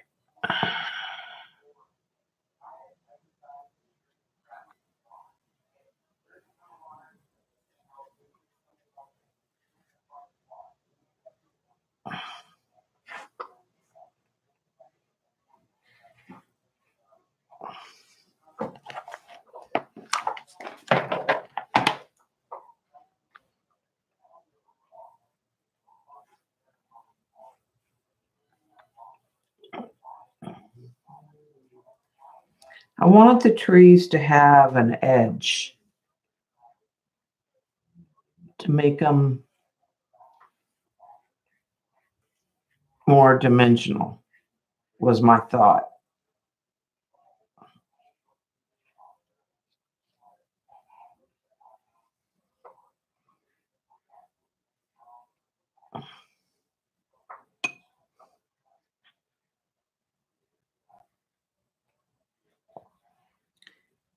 And I knew they needed some undercolor under their bark anyways.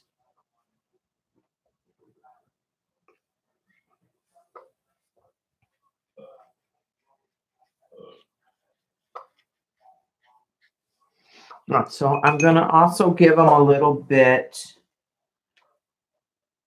of a coating of some sepia, because they're going to get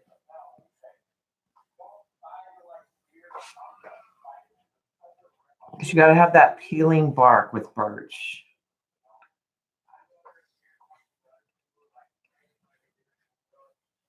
So I'm going to start with giving them a sepia. Wait a minute.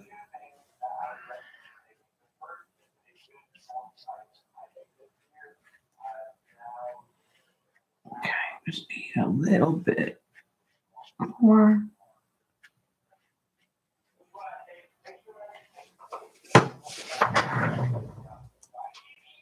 Okay. So that gives them that. Let's dry that just a little bit.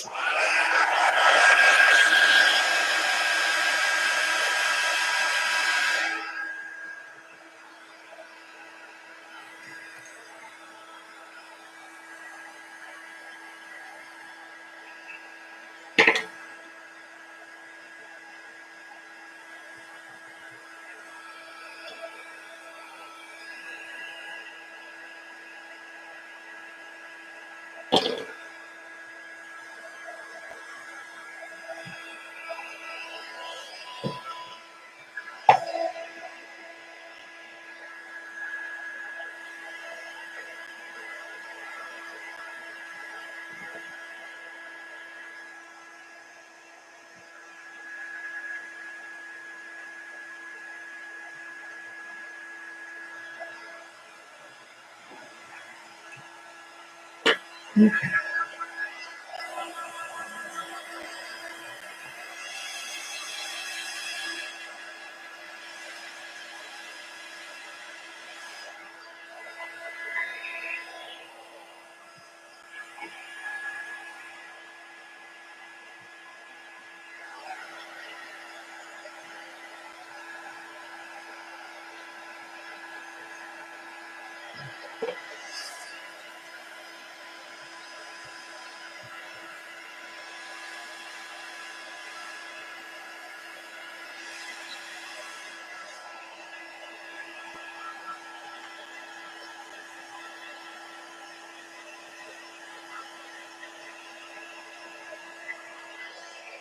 All right, so let's put the leaves on, which are dark and bright. Second, I had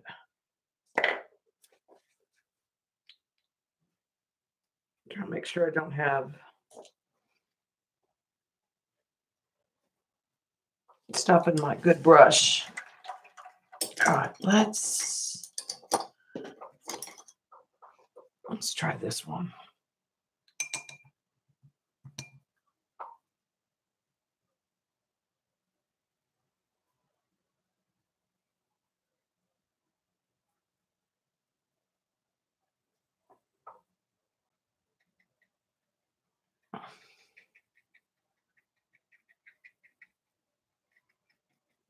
Actually, I don't like that brush.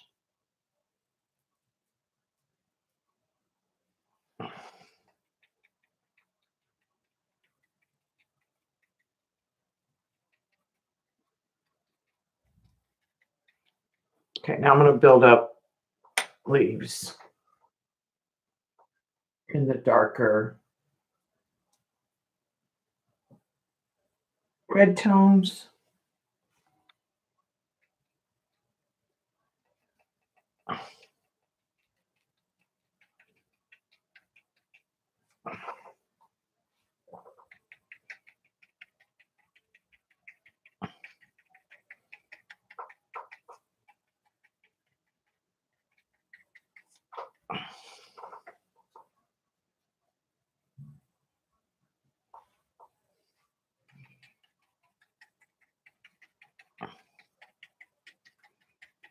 And I'm not going to really worry about the branches so much because I am going to go over with them in white again.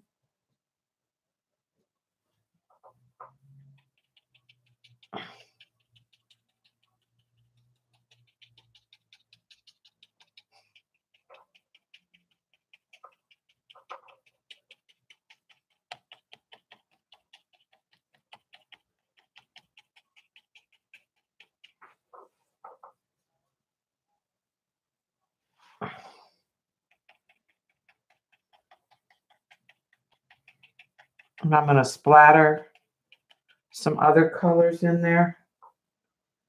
Looks like some of the orange.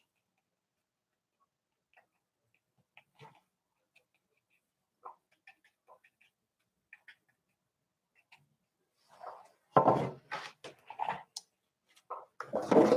I'm going to soften that with a spray so it bleeds more.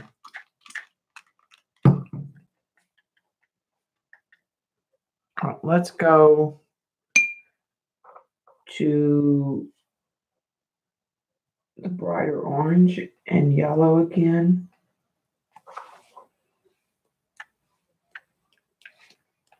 I think I'm just going to splatter.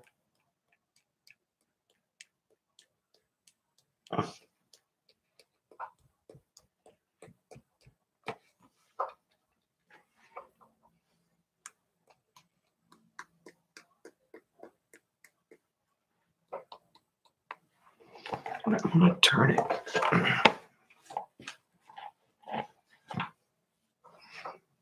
right, I'm going to go to the more pink.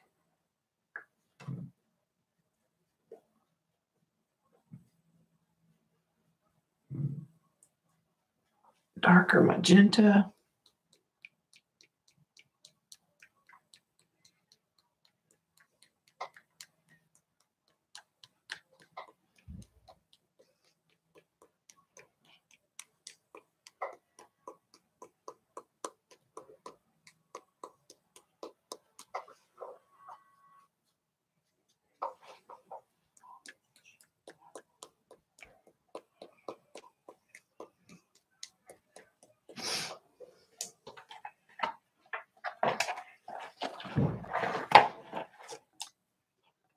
Okay, then let's go to the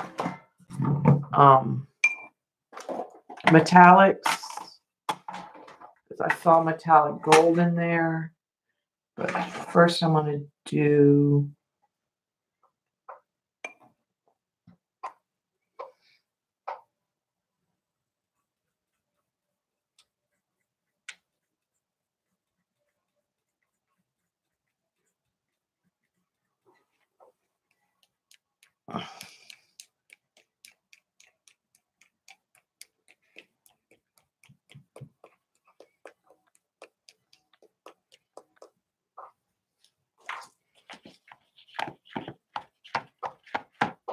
okay, and then I'm going to go to the gold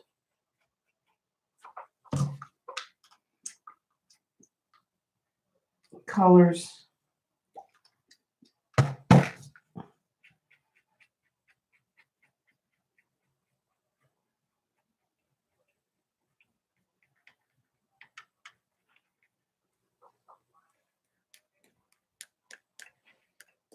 That's too light. That's not going to show up. All right, there's a. This is a metallic pink that also is an interference.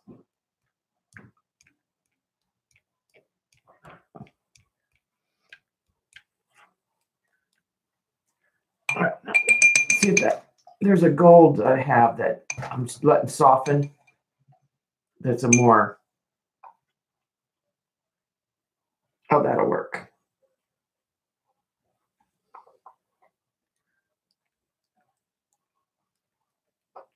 That's just almost straight up glitter.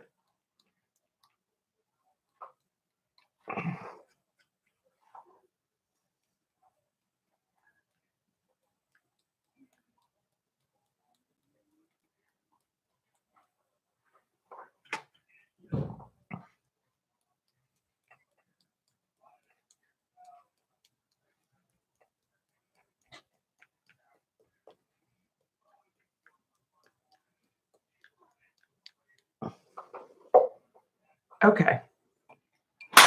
So now we need to add the white to the trees.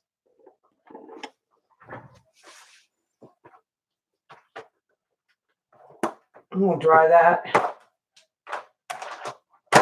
Put the ink tints up.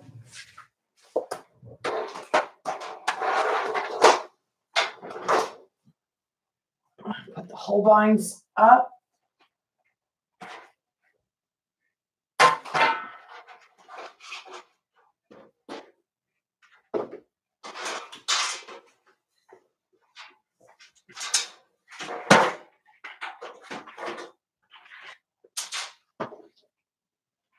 Put those on the cart.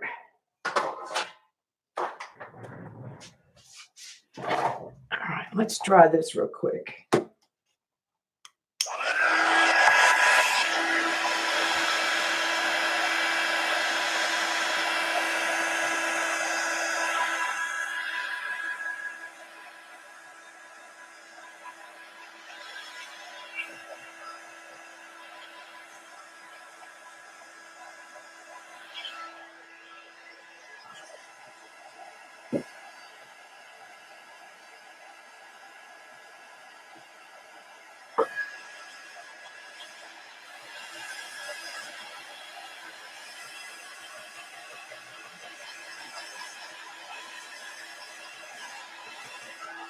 All right, then we're going to go back to the white acrylic. Get a different brush.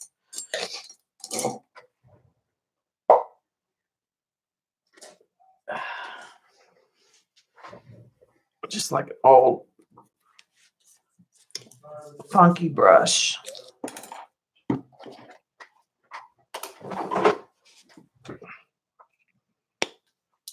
And we'll dry brush. Actually, you know what we might use? I made my own rake. I'll use that.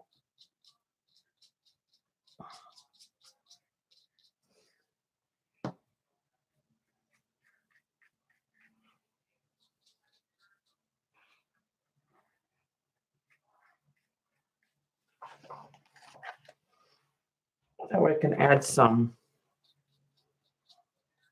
texture. Just dry brush some of that white.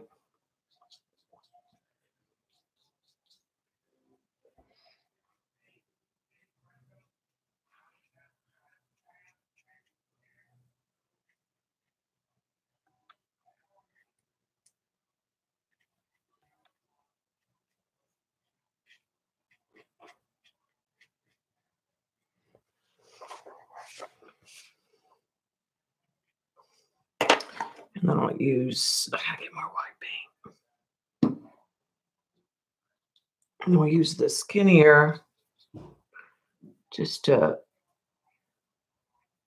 bring back some of those branches.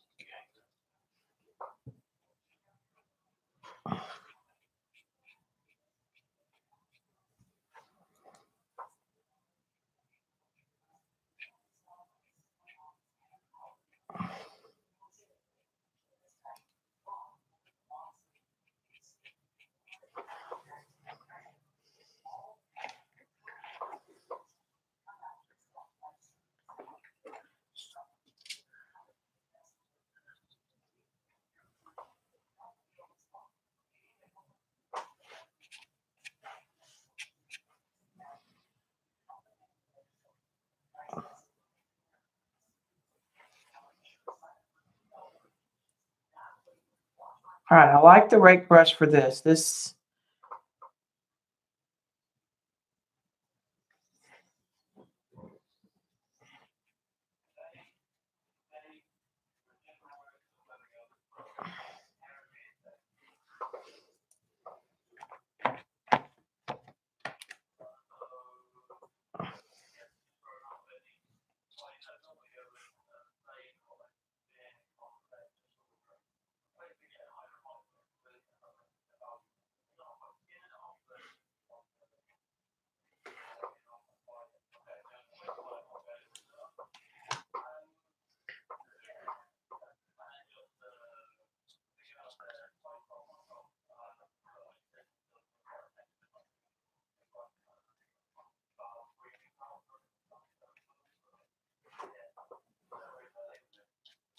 all right, let me turn this around.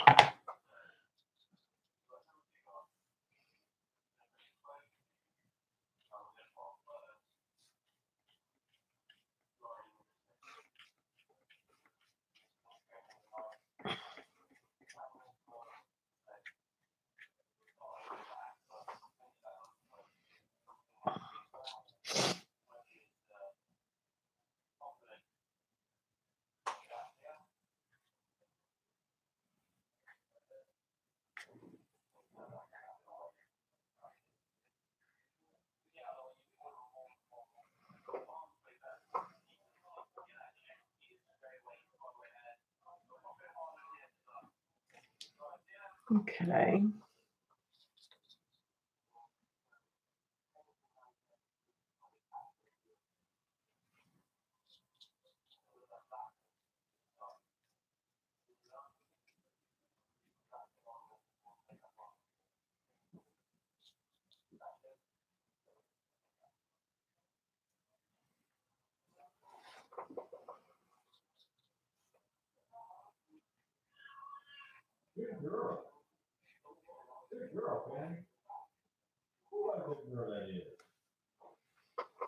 I'm trying to get a brighter side.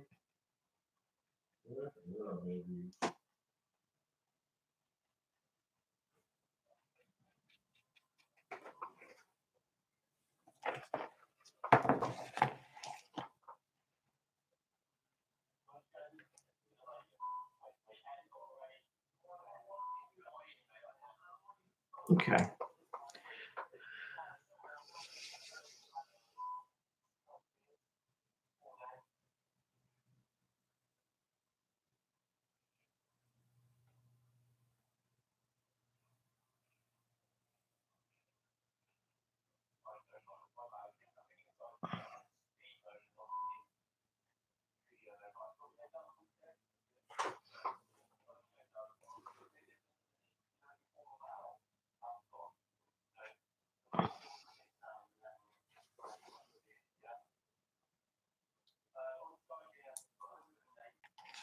Okay, now I think I just need to take and put some leaves, dry that and put some leaves back on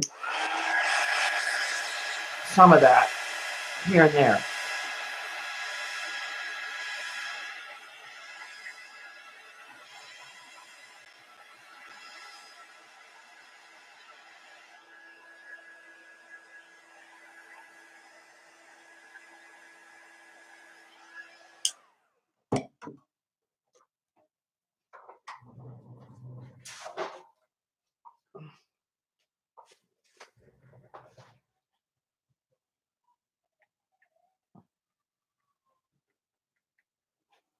I'll just cluster some of that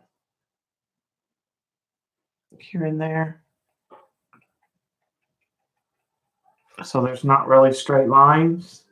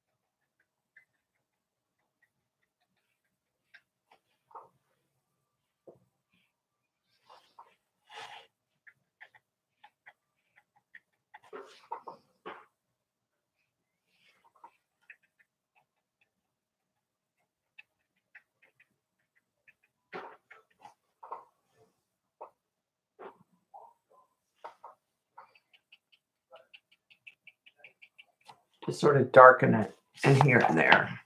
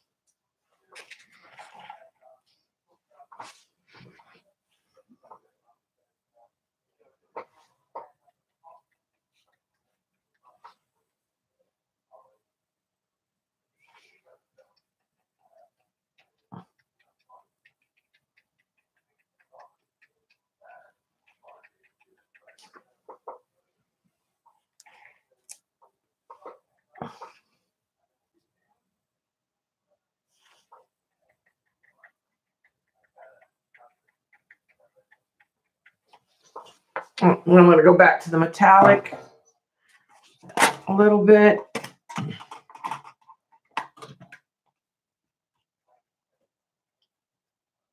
Mainly that gold.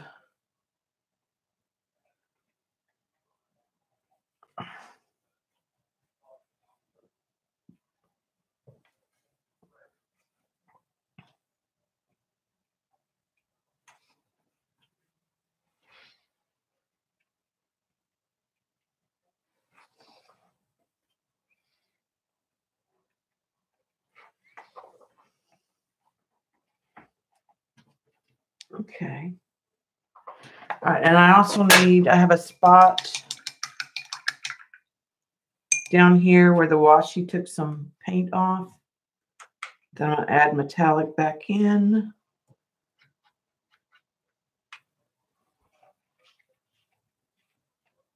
And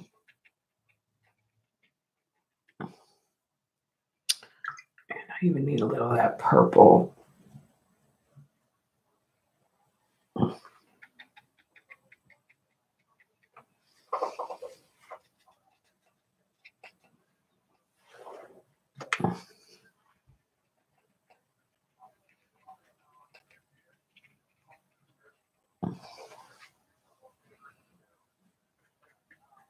Add a little more of that green up in here and a more loose.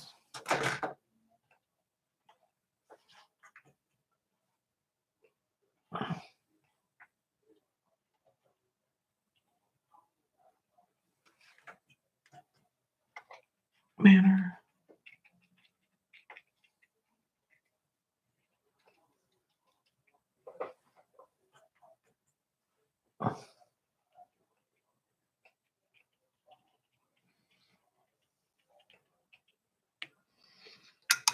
All right, and then I'm going to take a little bit of a silvery color.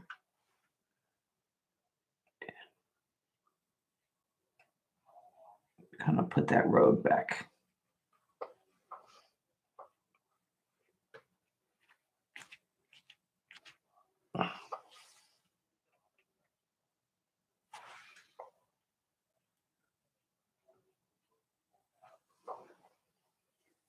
Which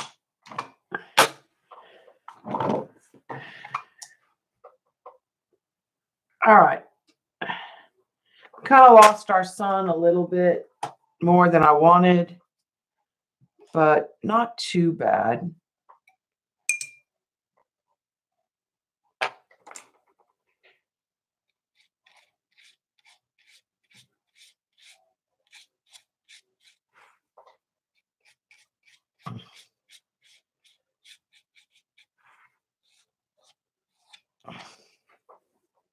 I'll add a little more of that acrylic back here.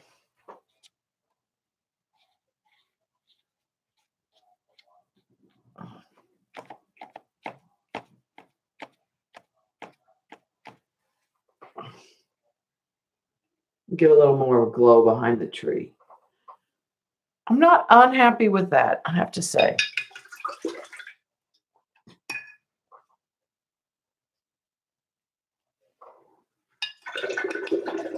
Trying to get the acrylic out of that rake. And my homemade rake worked pretty good. It's just a brush that I had that was a cheap brush.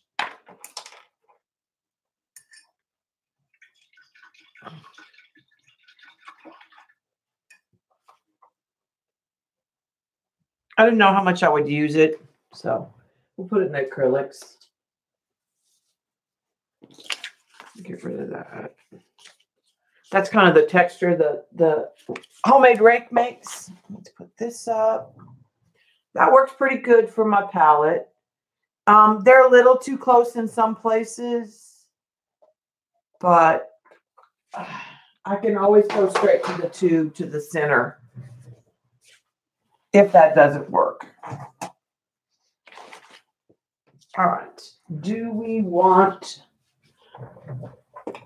I'm trying to put stuff up to get it out of the way. Do we want a quote?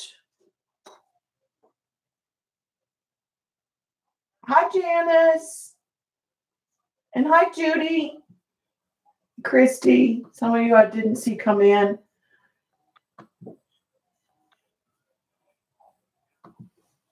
Okay, it's more muted than I thought it would be when I started. Let's take the tape off. I'm not sure about a quote.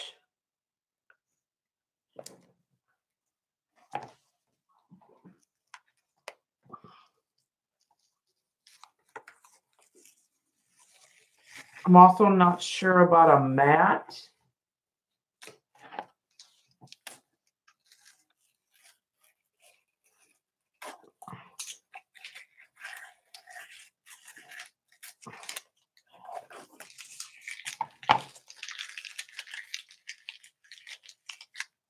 So we'll test those things out and see. I have to say the grunge paste is a little difficult to work with.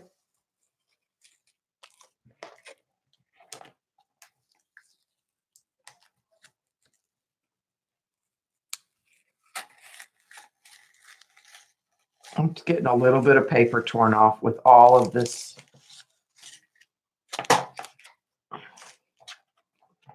No matter what tape I use, this is the B paper. It's one thing I have to say I'm not wild about it in one aspect.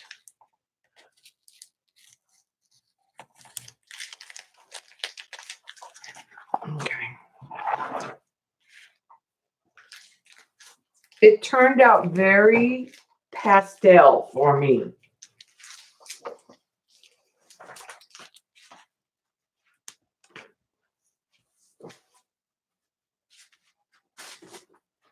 All right, let's see how it mats out, if it's going to be one that, well, it's going to have to matte because it has edges.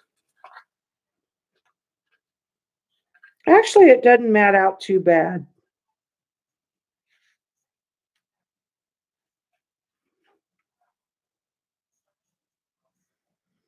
Could use a slightly larger matte, which is hard to find.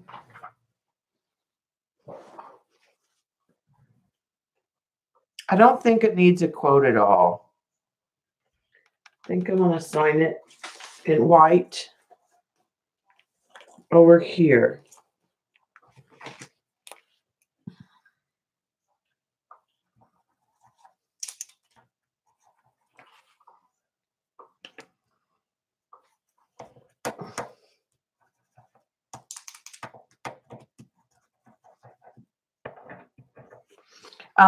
This would have been good to make the branches with.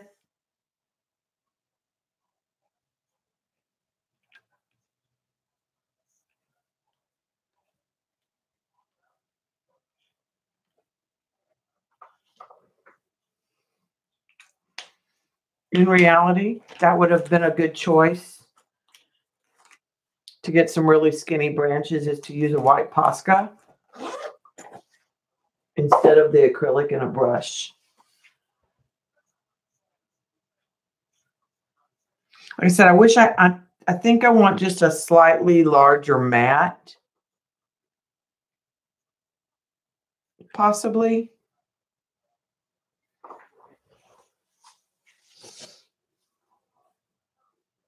So for my first one out of the book, I don't think it turned out bad.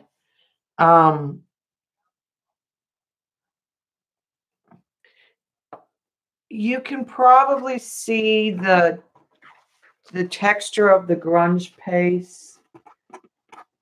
If I could have done a little more with that in the coloring. I didn't do the step where you grate the colored pencil.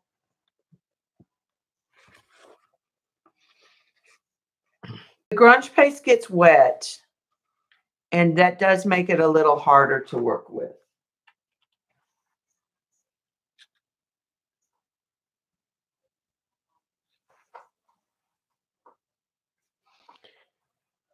But it definitely has shimmer.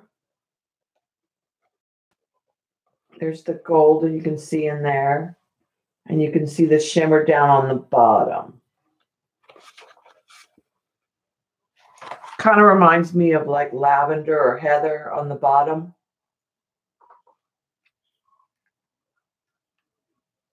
And that the leaves are turning in the fall. So I'm pretty pleased with it. It's a fun book. I'm really glad I got it. I mean, I immediately tabbed out. I didn't want to do an exact, but I went and tabbed things like I really liked this. That's kind of where part of where I got the idea of the sun for this piece, because I liked it with the pinks. But I like that this is a piece on a piece, possibly, to stitch. I was looking for trees when I was looking through it because I was looking for this example, but I really like the pink and the green.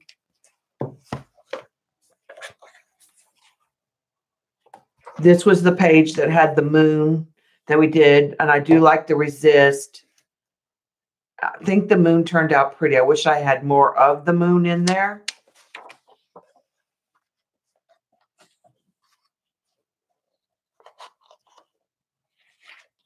And I'm not sure what she did the trees with on this one.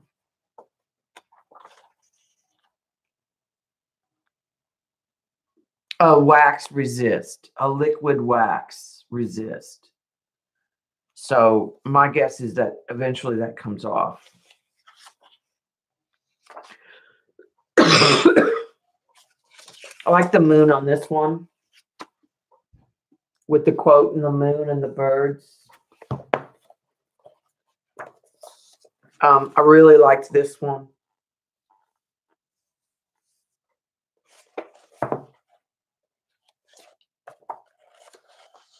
I liked this one a lot too, the trees. Like I said, I was looking at trees. And I like this bird nest one. And I thought I might do something with it. And do something with a bird and a nest or something, because I really like that, the eggs and the text with the paper. Yeah. I mean, I immediately just tabbed it up. So it's one that I think I'll go to and get some different techniques.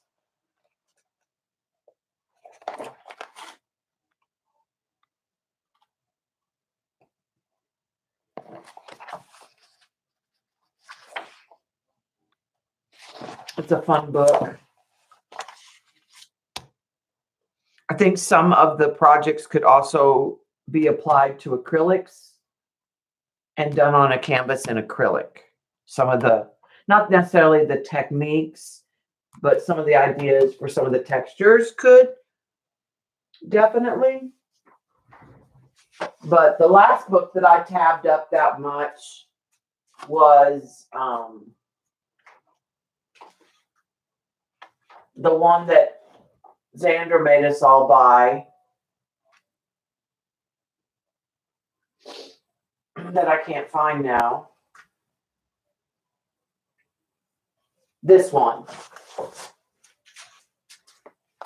Star Branch Spiral Fan. That was the last one I did a lot of tabbing on.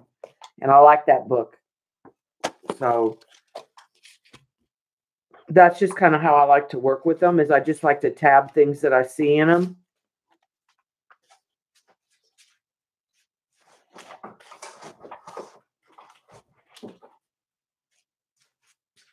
I'm probably going to stream tomorrow. I need to do an acrylic pour and let it dry. The idea is I'm going to do an acrylic pour and then I'm going to make a stencil. And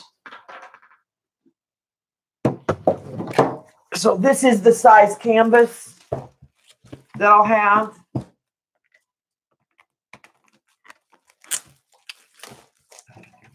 They were gifts I didn't get to. I just need two for gifts. But I'm going to pour it, and then I'm going to have this stencil cut in plastic, and I'm going to black out around the stencil so that when you pick it up, you see Texas.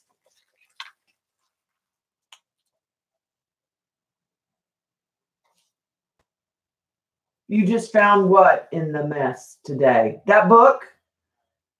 The Star book? I love that book.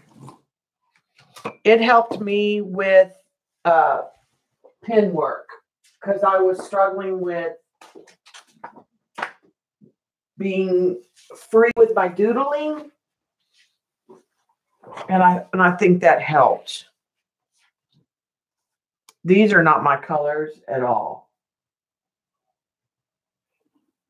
So I'll pour these tomorrow, and then we'll do something else because they'll just may just do several. I may just do several pours tomorrow, but I don't know what time tomorrow. Shauna, I think it's going to stream tomorrow. So I don't know what the plan is, what we're doing. My goal is to kind of attempt to stream every day, but I know it realistically may not happen. Like,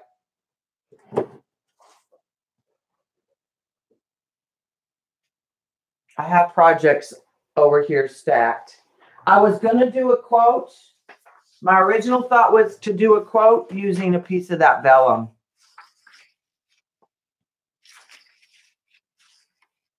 But I don't think I want to quote on it at all. But may try that on another, because I want to see how this vellum. This is the vellum that Kathy sent me. So I wanted to see how it reacted when you tried to collage with it.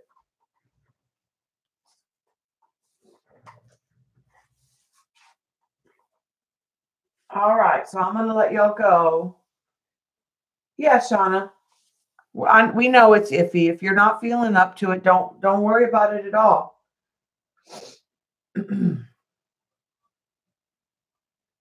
We have all been there.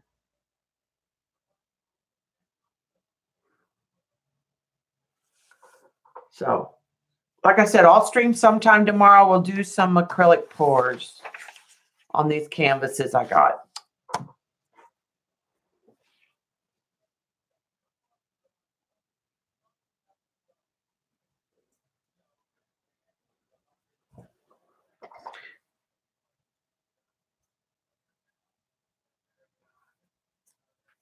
So I'll definitely will stream Christmas because we're not doing anything. We're not going anywhere. And I know people can't go to family or don't have family. So I'll definitely plan on streaming. Well, I'm glad you came and hung out with us, Shauna. You got me, Debbie Ann. I know. I'm not talking about you, Bobby Ray.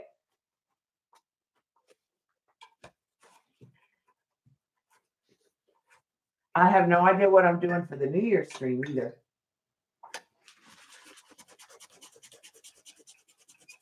whatsoever. I'll have my craft mat back tomorrow. But it was fun to see my pretty table again. I mean, I really like my table. I just don't want to ruin it. This is a jelly printing project for those of you. It's magicals and stencils on map paper. Hi, guys. I will see you later. Thanks for hanging out.